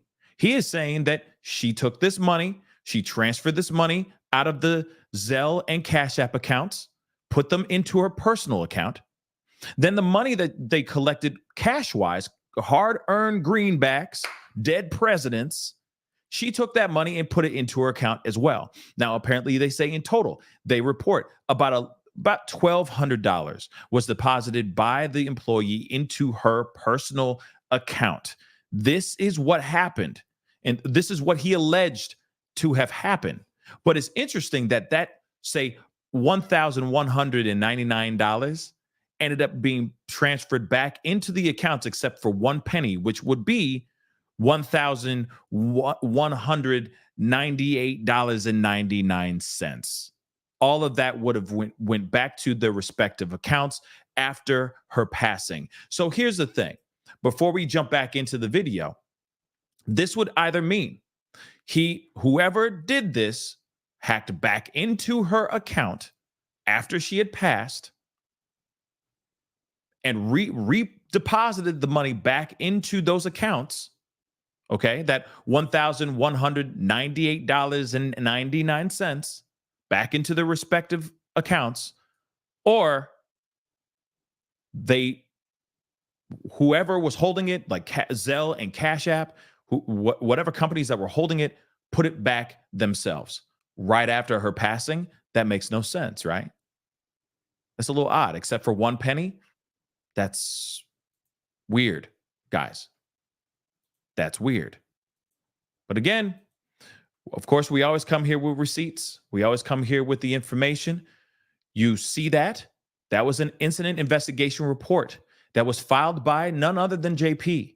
And then he went in front of his congregation and said, oh, this woman did all these terrible things. She took our money that we're using to build a school in Kenya. Said all that stuff. And then as soon as she passed, that money went back into the accounts. How's that happen? How does that happen, guys? That means somebody either got access to her phone and went through those things, or the companies, the organizations like Zelle and CashApp released the funds back into, put the money back into those accounts. Those are the two only possible situations here. But nonetheless, somebody had access. That's crazy. That's crazy. But let's continue. Not to mention that money wasn't money that was donated and she was stealing it. This money was, hey, I've put $600 out of my pocket with the intention of, hey, you know, I will be reimbursed from this because that's what she was told. Hey, spend your $600 to purchase, you know, all the donuts that you're using for fundraising. It's a charity. We'll make sure we reimburse you. So it's not even stealing. It's reimbursement for what she's already put into. Interesting. So she put some skin in the game. Basically, we need to raise money, so I'm gonna put some in. I'm going to invest, and as soon as we make, as soon as we make some money, right? As soon as we make more than enough money, I'm gonna skim my $600 off the top, or whatever, however much she actually contributed to the actual funds for this excursion, for this mission trip, right? So that's interesting.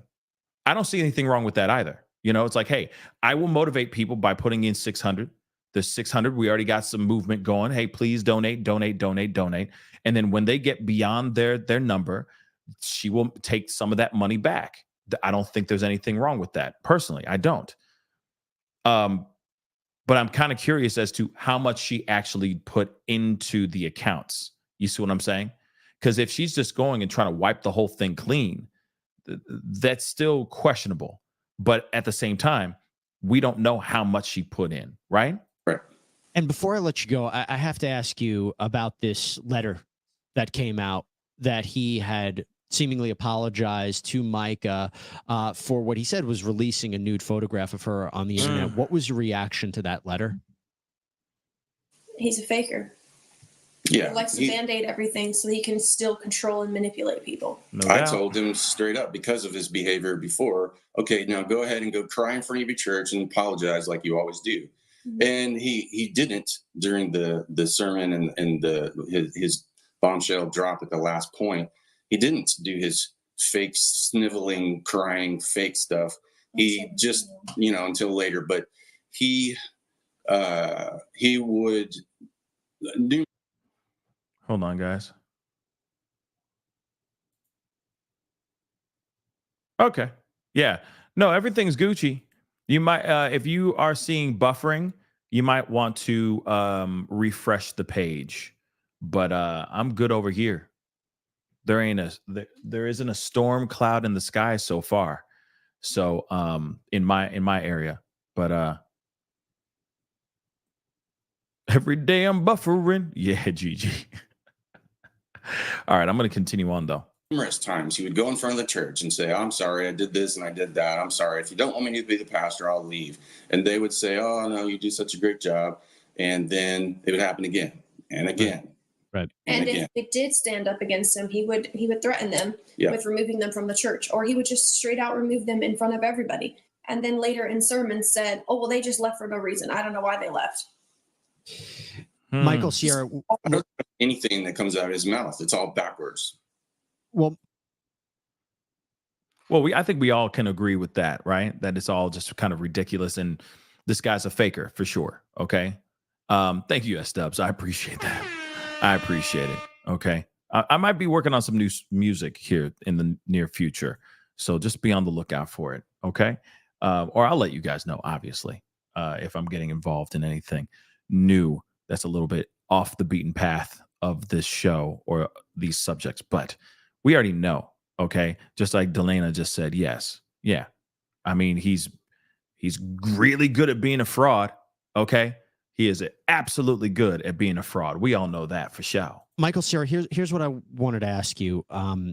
This is going to be an ongoing discussion. And I was hoping, and first of all, thank you for being so forthcoming to come on to explain this, give your perspective on what's happening. As this progresses, can we keep an open line, and can you come back on and let us know any? Okay. Now, I think this is very, important stuff. Okay.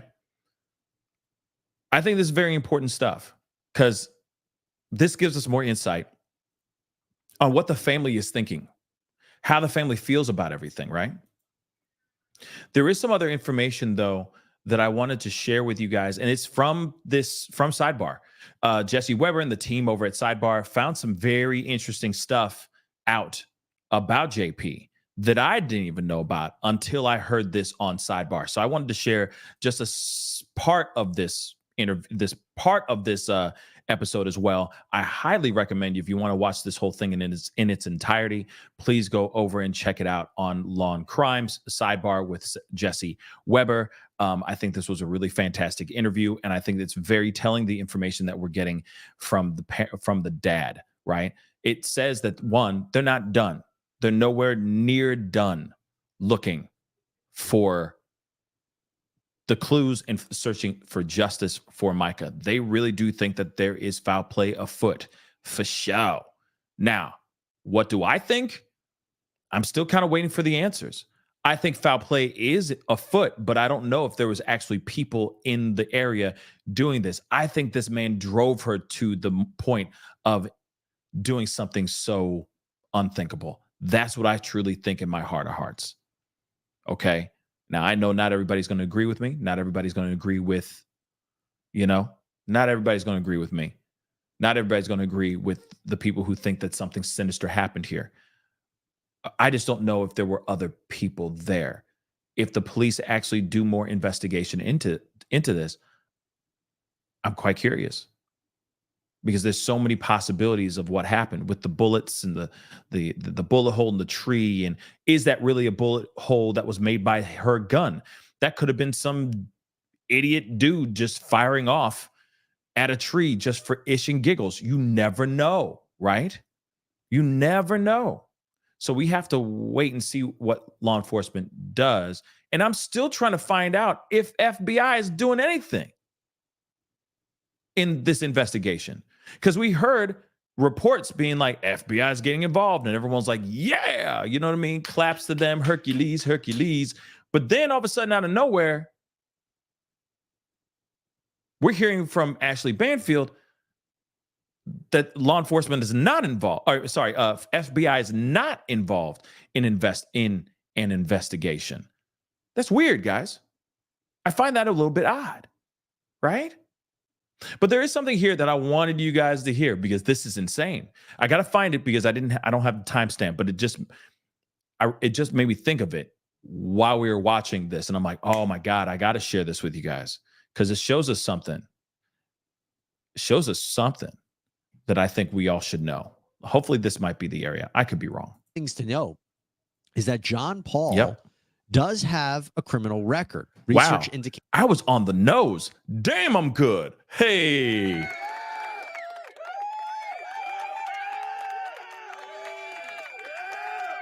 Thank you. Thank you. I don't know how I did it, but you know what? God did. Let's go. All right. Rolling that back a little bit. But as I mentioned, Mica's family appears to be suspicious of all of this. And one of the things to know is that John Paul does have a criminal record. Let's continue. Research indicates that in 1998, Miller entered a no contest plea in Horry County, South Carolina, to a charge of assault and battery of a high and aggravated nature. Oh, I'm sorry. There's more. Okay. There's more. Meaning that Miller did great bodily injury to someone, or likely was going to injure someone. He was given 500 hours of community service, was put on probation for several years, and a 4-year prison sentence was suspended.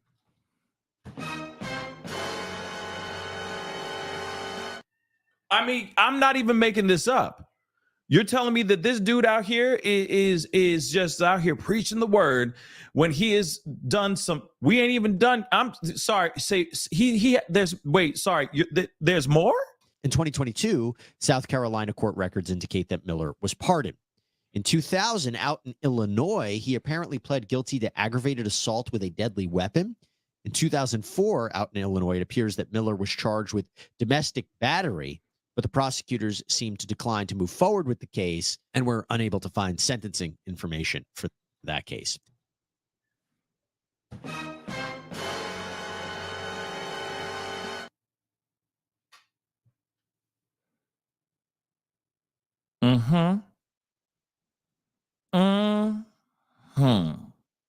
So what was up with him and the Illies? That's what I want to know. Why was he out there in the 618s? I'm being dead ass. What was he doing out there? He out there just acting a damn fool. Multiple charges. This does not sound like a person. Well, we already know about. Who am I kidding? We already know. We're talking about JP. Okay. We already know that this guy is already a very violent individual, but now we got another violent, a whole bunch of things that he's done in his past. And let me say this though, really quick. I understand. Everyone has a tarnished past. Everybody, no one's perfect, okay? Everyone has made mistakes in their past. It is what it is. But you're telling me he has a history of all this, and then this young woman passes away in this way? Huh? In such a violent fashion? There's allegations of there's allegations of finesse, all these things that he was doing, right? But there's a history of this in the past. Sure, it's 25 years or so ago, but it's like some started as far back as 25 years ago. Okay, 25, 26 years ago. Damn, that's insane. Okay, and now we're back in this situation where she's like, hey, I am a victim. I survived this and I'm trying to get out of it, right? And now she gone. So this guy is a dangerous dude, hiding behind whatever he's been hiding behind, this cloth of faith, hiding behind the Bible,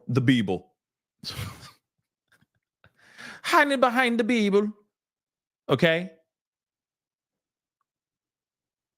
This is not a good man. I think we all can agree on that. We all can see that. But this dude has a history. Okay.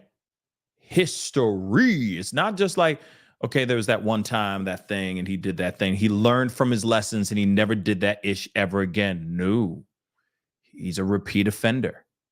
And then it stops for a while. Maybe because he realized that he was a man of the cloth, or maybe it's because he found a way to finesse and hide in plain sight without actually getting caught. It's crazy. Yes, I said the Bible. We're talking about the Bible. I don't know what's wrong with me. I'm sorry. But I do want to play this part again for you guys, okay? Because they did talk about the emails, the spicy photo that he put online. He put it in a Facebook group, y'all. He put it in a Facebook group, okay? This wasn't like him just going out here and, you know, it's not like he was out here and put it on some random Reddit page. He put it on Facebook. What kind of savagery is that, right? But I do want to share with you guys again this piece about that, because it, to me, shows us, one, he's admitting it, but then he's making excuses. Okay, not only the him admitting the photo, but also the tracking device. So let me show you guys this real quick. I want to bring in News Nation's senior investigative reporter, Rich McHugh, who has been digging into this story for us all week long. Rich, there is this incredibly important sort of stalking report. And we were talking about it quite a bit after we discovered that Mica had taken her life. It talks about a tracker being put on her car. It talks about her tires being slashed. It talks about this device being jabbed into her tires to let the air out. It talks about a man showing up at a gas station, then following her to a car dealership, and that man's name was redacted all the way through.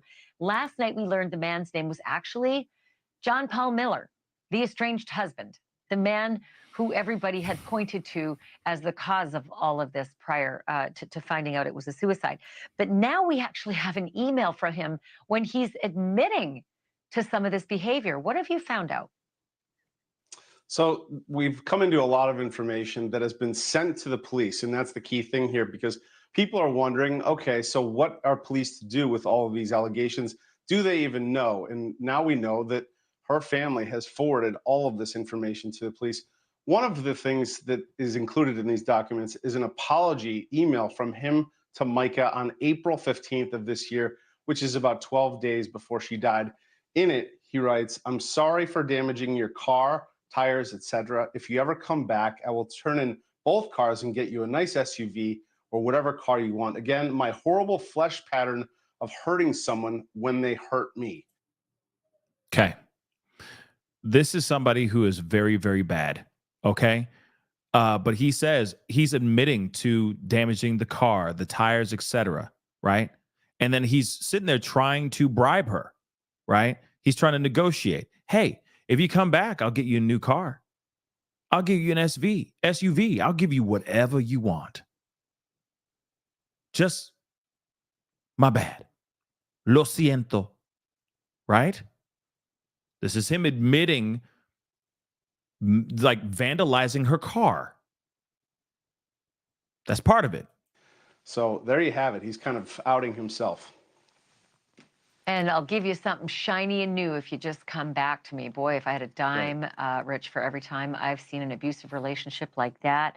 So JP, actually, Mr. Miller, John Paul Miller, Pastor Miller, has been having conversations with you via, texting back and forth.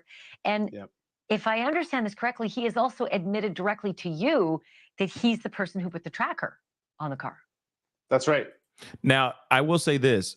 I don't think JP is going to be so open and candid with this investigative reporter anymore.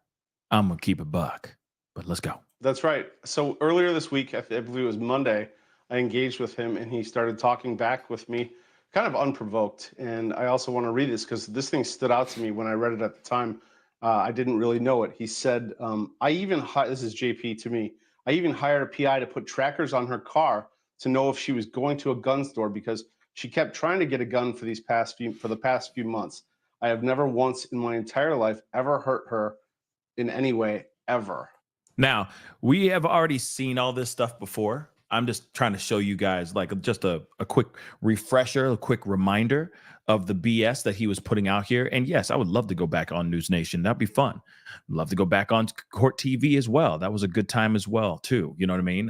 Hopefully, maybe one day I'll be back on those platforms again here soon. But so thank you, Nicole B. I appreciate that support. You know what? That's a happy horn.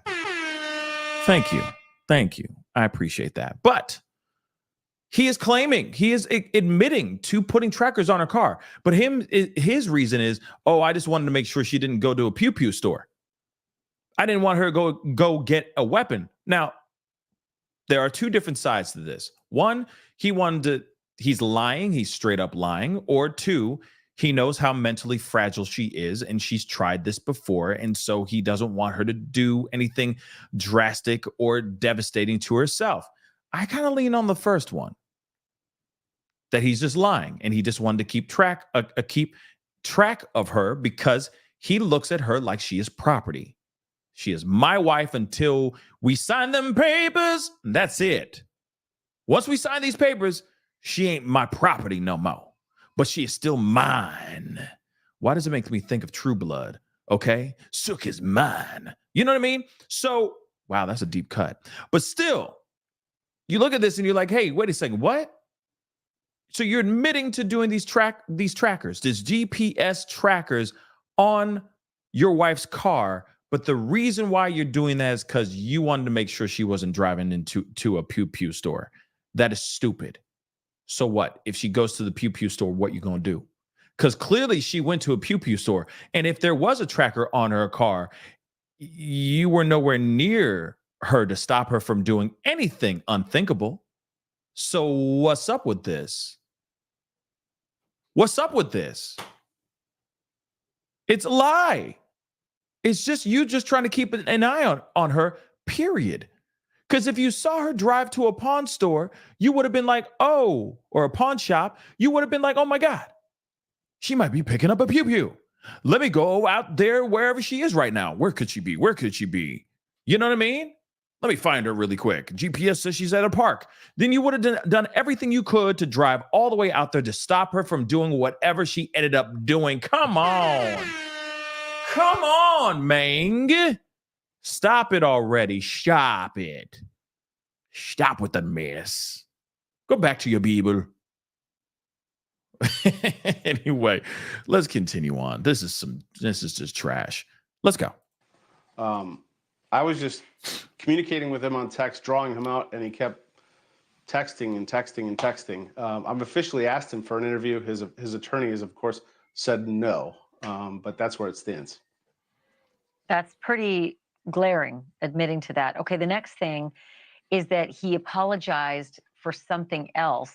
And this was something we were unsure of. There were allegations that Mica had been threatened, that a topless photo of her would be posted on the internet. And yet it was posted, guys. It was posted on the face of books. And now he is admitting that it was him. He was the one making those threats. He's dumb. Yes, so this goes back to this apology letter that we have. It's an apology letter from him to Mica, dated April 15th. In it, he's apologizing for a series of things, and one of them is a photo that was produced on the internet. It was topless of her. We're not going to show that here, of course, but in the apology, he says, "I'm sorry for putting a picture of you on the internet. It was for less than 1 hour and immediately taken down. I was hurt that you were telling everyone horrible, intimate details of my past sin, and I just wanted to try and hurt you. Please forgive me. It was evil of me to do that." Oh, so yeah, it's only up there for. Okay, so again, see, he admits it. Okay, he admits to posting this photo, and then he says, "But it was only up for an hour. It was only up for an hour. Can't you understand that? Please forgive me, baby." No, it was up for an hour, and an hour is an eternity on these internet streets. Are you kidding me? You're telling me that they're not, that you know for a fact there's some creepazoids that are watching, that are going to church with her and all that stuff, that would love to see a spicy photo of her, I am sure. And as soon as it gets posted onto Facebook, you're not telling me they're screenshotting that and saving it? There's plenty of creepazoids out here that would do that in a heartbeat. So just because it was only up for an hour does not mean that there aren't people that already screen recorded it or saved it onto their own personal phones right now. I guarantee you, any person that is out here, I'm sure that photo is already leaked by now. You see what I'm saying? Like an hour, like if it shouldn't have been posted in the first place. 2 seconds on social media and it's a wrap. 2 seconds. Because there's always somebody out there that's a fan of her, you know what I mean? Or is a fan of him, meaning, envious, I want Jesse's girl type stuff. All right. I want what he has. He puts it up and it's up there for even 5 minutes. It's a wrap. It's a wrap.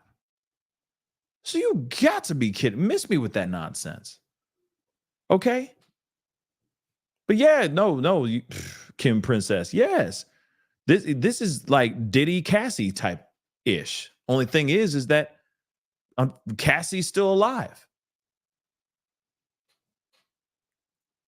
Cassie's still alive. And I wouldn't be surprised if Diddy tried to push her to the brink of doing something like what Mica did, allegedly, what Mica did, right? Still very, very sad, right? And I mean, I'm also hearing stuff about her being, not her, that JP has his own plane. I know that people have had their theories about maybe he flew out there and then flew back. I don't think that he would be able to do all of that choreography in one fell swoop like that. But he could be a flight risk. He could definitely be a flight risk, given the fact that he does have a plane. You see what I'm saying?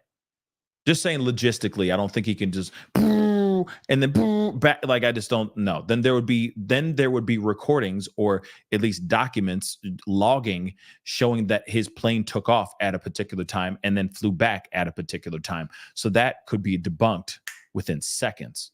Real talk. Nope, this plane is not taken off at all. It's been here for the past week. You see what I'm saying? So I get the theories, but he could still be a flight risk. Let's keep that real. Okay. Now, I was going to show you guys some things. Hold on. Hold on. Sorry, guys. There's some things I thought I grabbed, but I did not. So I want to pull these things up right quick. Wow, that's so crazy. Yeah. Okay, hold on.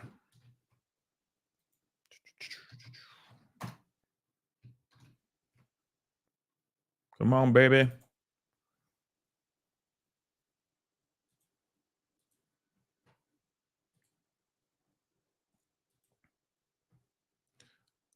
Sorry, guys. 1 second.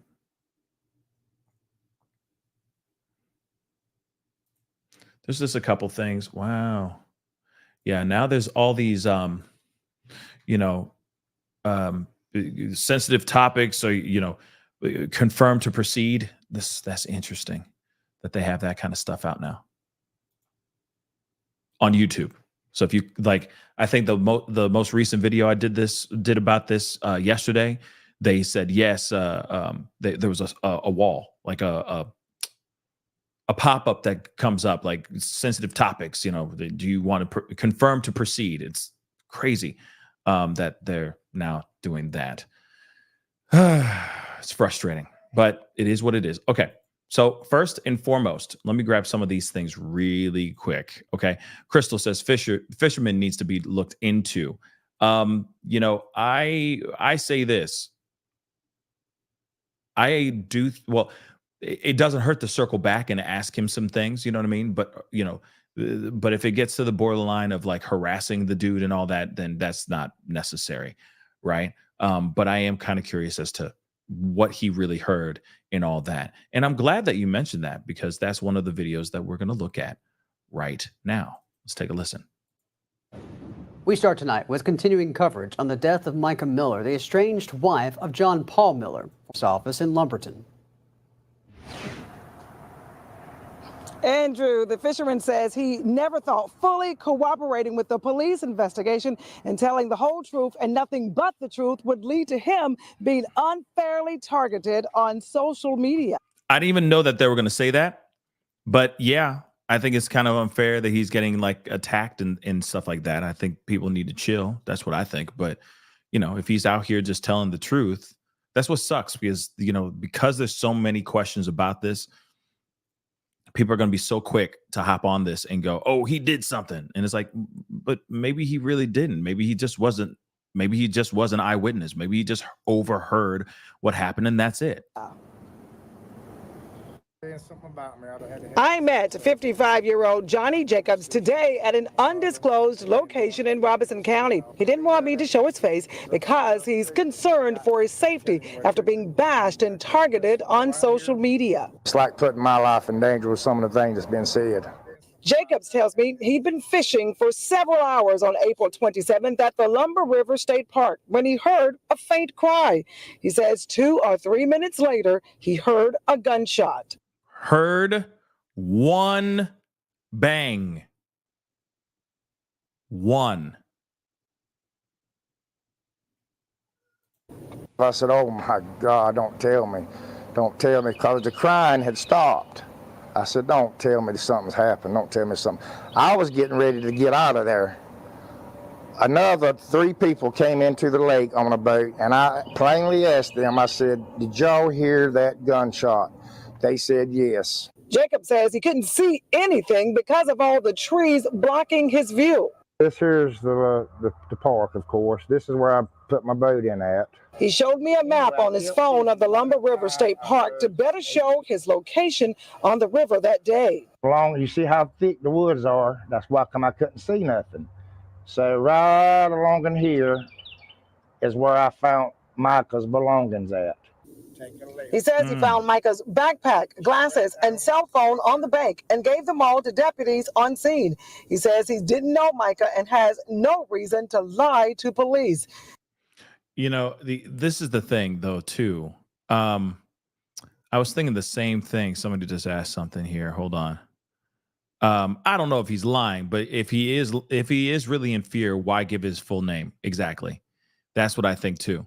I don't think he's lying. I just think that it's kind of ridiculous for him to share his full name. He could have just gone by John. You see what I'm saying? But now And then, of course, they're still showing his hands. So you can, if he has Facebook or something like that, you could easily look this stuff up. You see what I'm saying? Oh, okay. He's black. You know what I mean? Like, you could just break it all the way down. You know what I mean? And and you could do process of elimination, which is terrible. Now, I know some people think that he may be lying. I don't think so. But I do think that he is fearful for his life because everybody's targeting him, thinking that he is lying. What would he have to gain if he was lying? You see what I'm saying? What would he have to gain if he was lying? That's one thing I'm kind of curious about as well. But then again, he's not black? Okay. He's just very dark.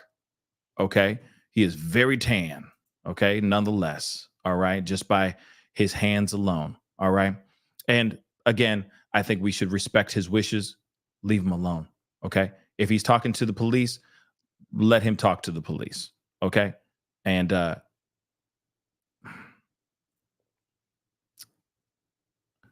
yeah, it looked like he's black. It looked like he was black, but maybe I'm wrong. You know what I mean? He could just be a very tan fella. Let's move on though. Right. I say leave him alone. Respect the boundaries. That's what I think. Because that's not going to help anything. That makes people disappear. That makes people run away. When people start harassing other people that were, an eyewitness or anything like that, we weren't there. We don't know what actually happened. You know what I mean? So I say, be respectful, know your boundaries, keep a distance, keep a respectful distance, because he might have some more information. And what if he's scared to say it now because of all the ridicule he might be getting? You know what I mean? That doesn't help. That hinders. Okay.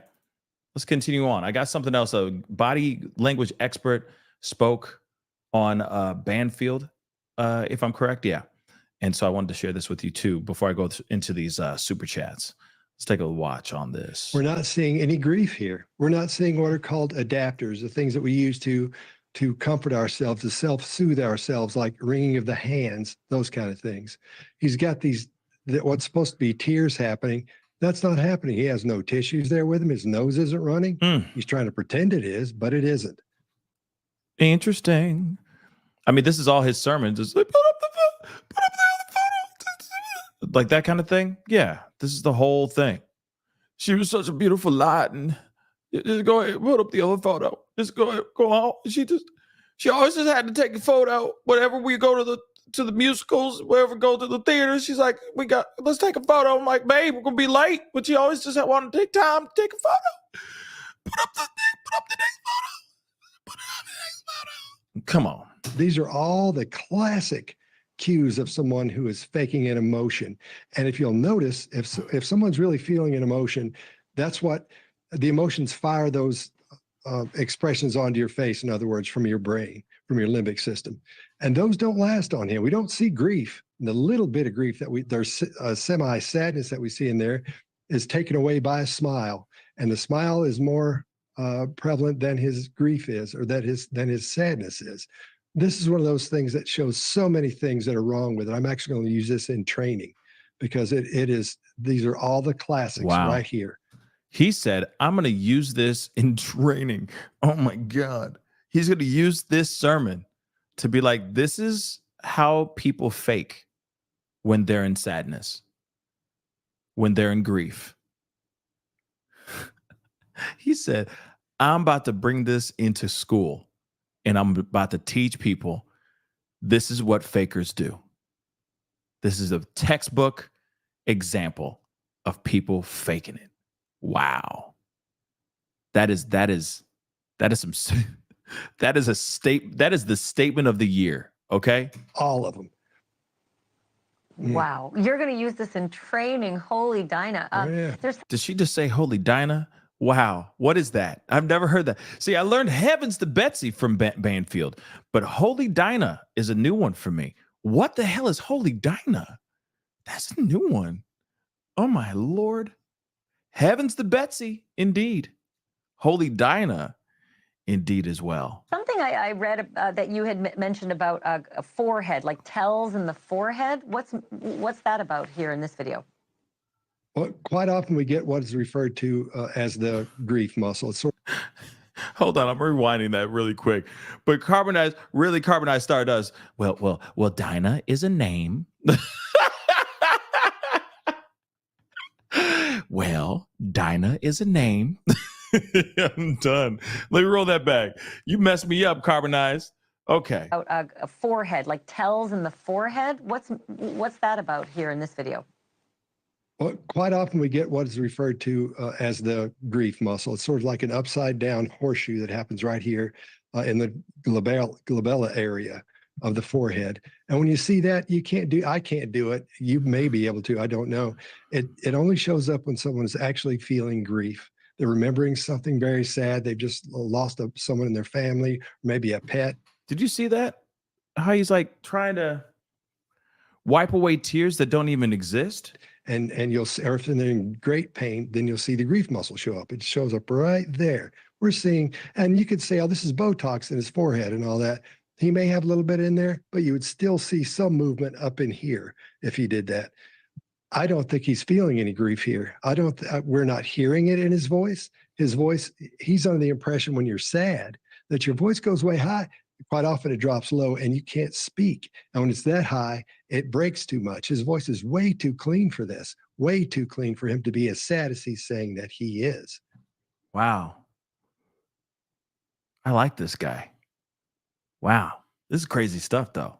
He's dope. Keep breaking it down for me, baby. Also, his arms are too far away from his torso. The one hand he's gesturing with, he's got one in his pocket, but notice you can see space in there. When we're sad, when we're trying to comfort ourselves, or someone is grieving like he's supposed to be, then you'll see the arms come close to the body.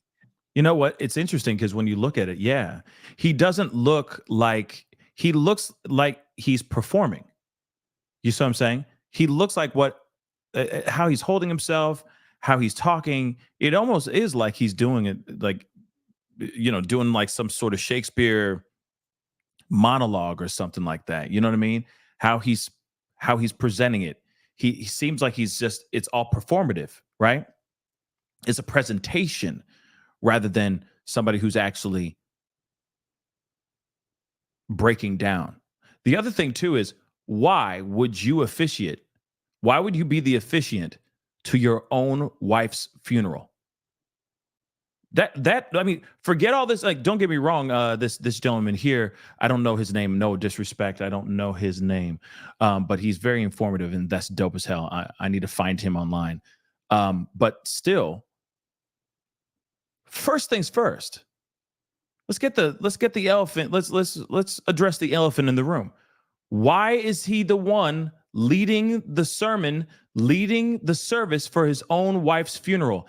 He should be having one of his close friends who is also a pastor leading this. He should be in the congregation having a chance to grieve. He's not doing that. He's busy performing. This is an opportunity for him to change the narrative.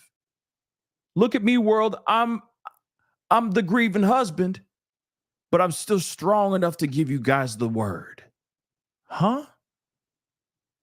From me, Bible. I don't know, y'all. I don't know. We're not seeing that at all. Not at all. Just his hand in his pocket, and he is swaying back and forth some because he thinks that's what he's supposed to do, but he's not doing it right. He's not doing the correct things he should be doing. That is an adapter, but he's not using his hands or his shoulders. His shoulders are too high. He's not bent over. So many things in this. I could go on for 30 minutes. I got a spidey sense about it, but you've just put so much of it into actual language that makes sense. I want you to watch the other thing that we collected for you. Okay. It's John Paul announcing to his congregation the death of his wife the day after it happened, but he does it at the very end of his sermon. So take a look at that, and then I want to get your thoughts on it after. Also, I will say this. I want to hear his thoughts on this too, because this is absolutely fascinating. Okay. But what's interesting is that he didn't even take the day off. It's the day after his wife passes, and he's still up in the pulpit preaching the word. He didn't even take a day off. He's like, man, I am team no days off. Even when my wife is gone, the love of my life, as I said a million times, is gone. I still preach the word because I still need to give you guys what God is speaking through me on these things. Ain't that messed up? That's truly, truly messed up. Instead of him taking the time to be like, hey, I need some time to grieve, he doesn't even take that. Come on, man. He looked like he had the first night of the best sleep of his life. If he received that phone call, he slept good in the neighborhood. He slept good. And then he got up, popped up, all energized, ready, not needing any coffee or Red Bull because he slept so good. And then he went up there and he did his whole thing. And then he says, oh, by the way, my wife did. Good night. That's what he did.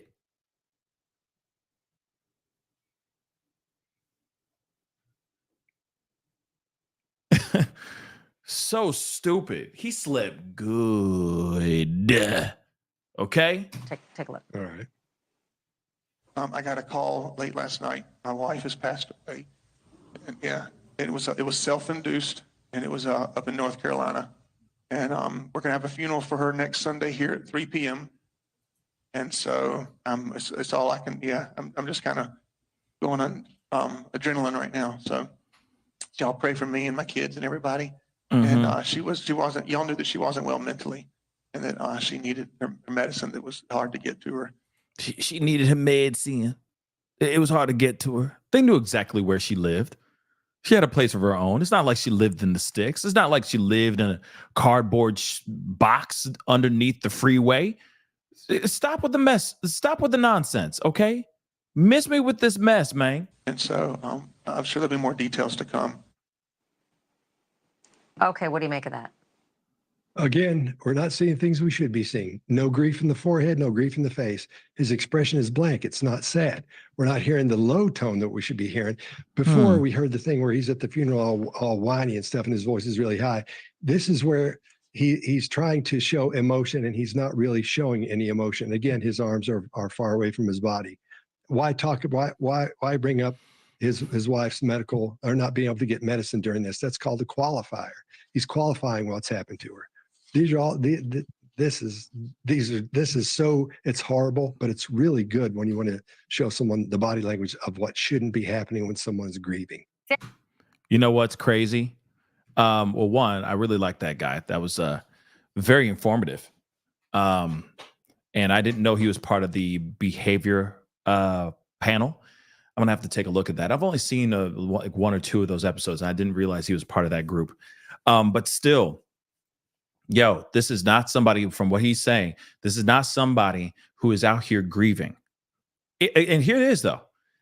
He could, just because he's not out here grieving does not mean that he is guilty. I know everyone's like, boo, Pascal, boo. Well, let me tell you this. That doesn't mean that he did it. It's not like he's sitting there going, twirling his imaginary mustache going, thwart, I fooled them again, you know what I mean, as he runs off into the darkness, right? He's not doing that, but it doesn't mean that he did something.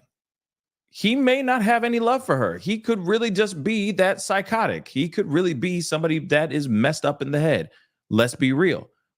But still, it is not an admission of guilt. We've talked about a bunch of other stories, right? A bunch of other cases. And yes, a lot of things are pointing towards like him guilty or they guilty or she guilty, right? From the, court of public opinion. But when you look at the evidence and you look at the facts, it still does not mean that mother lover did that. He could just be an absolute a-hole, a narcissistic, abusive a-hole. He could really just be that, period. But people are side-eyeing him, and I don't blame people for side-eyeing him because a lot of what he has done has been absolutely suspect as hell. Now, with this breakdown, it's not good, but we all see it. It's funny because, we got to be like a behavioral expert studying him and breaking it down and going, okay, this is wrong and this is wrong and that's wrong and this is off and this is weird, right? But what's interesting is that what he is pointing out are things that people already innately knew. Instinctively, we saw as he was giving out that information about her demise to his congregation, we all felt something. We all looked at it and said, man, that's kind of weird how you did that.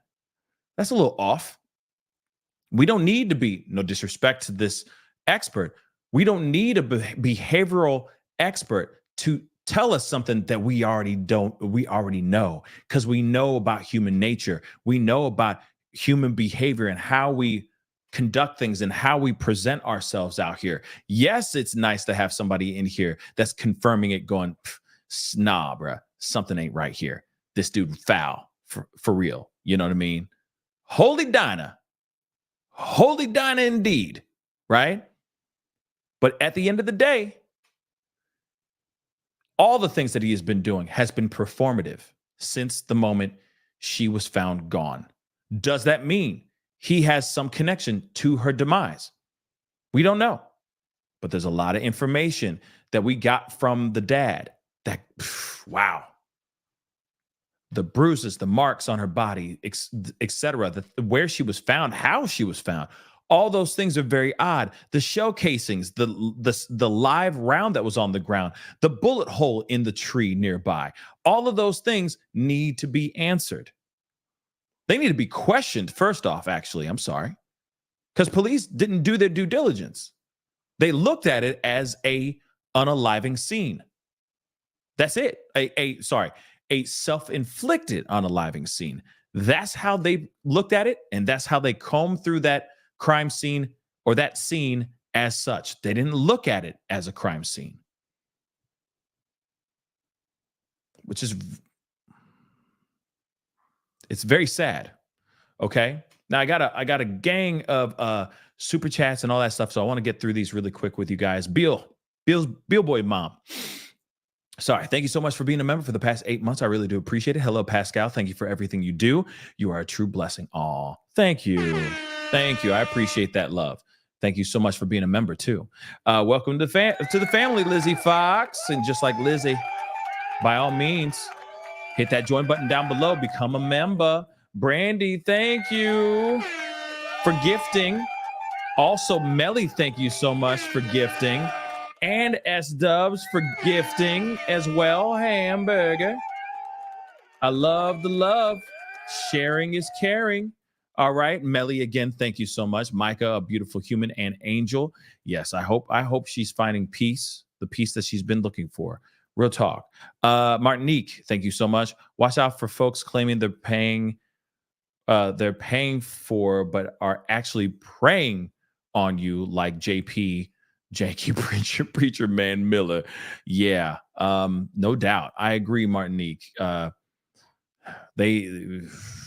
dude, like as you said here, pulpit Diddy. Yeah, no kidding. He's bad news bears, guys. Bad news bears. Patty, thank you so much. Divorce equals losing control over her. She wanted out. Absolutely.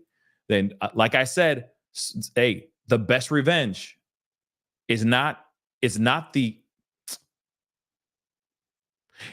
getting even in a very negative way. You know what I mean? It's not putting harm on somebody.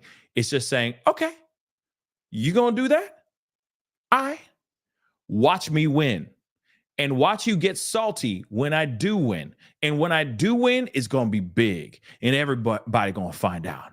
Success is the best revenge. That is the best revenge served cold, because you holding that plaque, holding that trophy, holding that stack of money, whatever it may be, that person is going to be mad because in that picture, who's not in there? That person ain't in there. And your success and your happiness is not with them. It's with your friends or with somebody else, and with the success of your hard work that you put in because you believed in yourself. That is the best success, or that's the best revenge. Success, moving on with your life, living your best life without them. That is the best revenge. That's what I think. It's not like you gonna do something, then I'm gonna go do something too. No. Forget all that. Get angry, yes. But then start focusing, hyper focus on your successes and your triumphs, and watch them get salty on the sidelines because they ain't about it. They ain't a part of it. They ain't popping that champagne with you. In fact, they're the ones who said that you couldn't do it, right? They're the ones who stopped you from doing it. Success is the best revenge. Remember that. Let's continue on. Carbonize, thank you so much. Guess the jingle.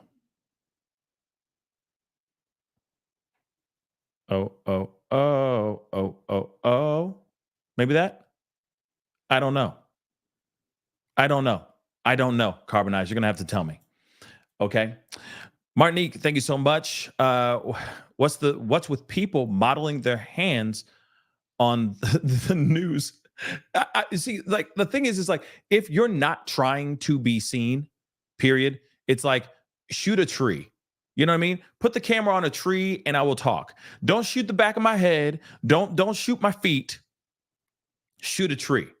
I'll talk right next to the camera, but I do not want to be physically seen on this camera at all. Because somebody's going to sit there and go, oh, I know those New Balance. That must be JP. You know what I mean? Oh, I know those New Balance. Just saying. Oh, I know those hands from anywhere. That sounded weird too. Oh, I know those hands from anywhere. But you know what I'm saying, okay? My dog concurs. Moving on, Carbonize. Scott Rouse. I think it's Rouse, right? The behavior channel on YouTube. I'll check it out. For sure. Catherine, thank you so much. Thank you so much for the super sticker. Thank you so much. I appreciate it. Tired as a mother. I've seen better actors on Lifetime movies. Yeah, I've seen better actors on Tubi. Okay? That's all I got to say. Thank you, Tired as a mother. Pretzel. This is Scott Rouse of the Behavioral Channel. They break down behavior of many famous people who have been in controversy. Wonderful group of men. Yes, like I said, I saw the breakdown that they did for Sebastian Rogers for the Proudfoots. I saw that. I saw their take on it. I was going to do a reaction video on it a long time ago, and then other news popped up, and there was other things to cover with that situation. So I kind of stopped. You know, I didn't do a reaction video on it, but I was planning on breaking that down and taking a look at it. I might do that if it's like a slow news day or something like that. I might take that and watch it. But man, that was extremely informative. You know what I mean? Holy Dinah indeed. Okay. But it is interesting nonetheless, what we heard from the dad, what we heard from the sister. Now we're hearing about the markings on her body, most importantly, the shell casings and the live round that was found in the area, the bullet hole. All that is very, very interesting. The fact that she was found in the water, in the river, not found on land, is very interesting. I still want to know, was the gun found in the river too? Did they have to comb the river to find the gun, or was it on land? And then how far was her body from the gun? Or was she still clutching it in her hand when she was found in the river? Those are all things I'm very, very cool. I'm very, very interested in hearing more information.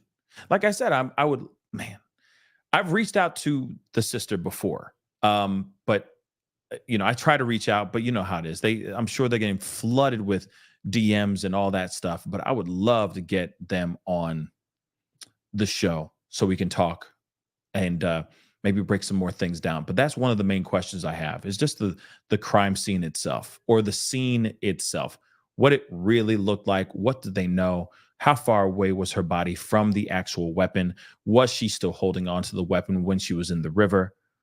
And all that. I'm curious, and hopefully we get some more information. I also heard that that JP was burning things in his backyard. Okay.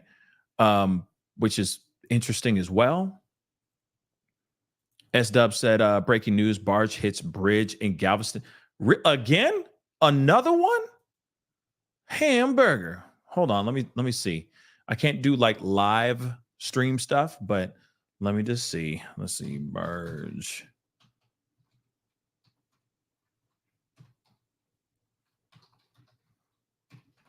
Oops. Dang.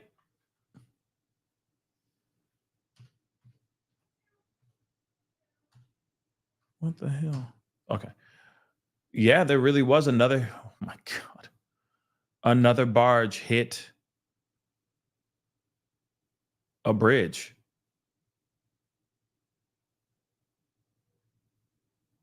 Hamburger. Well, that's crazy. I'm going to have to look at that at another time. Unfortunately, I've got to wrap up the show. Another one. What's going on with this? How is this happening? That's so ridiculous, y'all. You'd think that something like that would not happen, right? What? Anyway, guys, that is the show. Okay. I appreciate all y'all for coming through. It means a lot. Okay. Thank you. Thank you. Thank you. All right.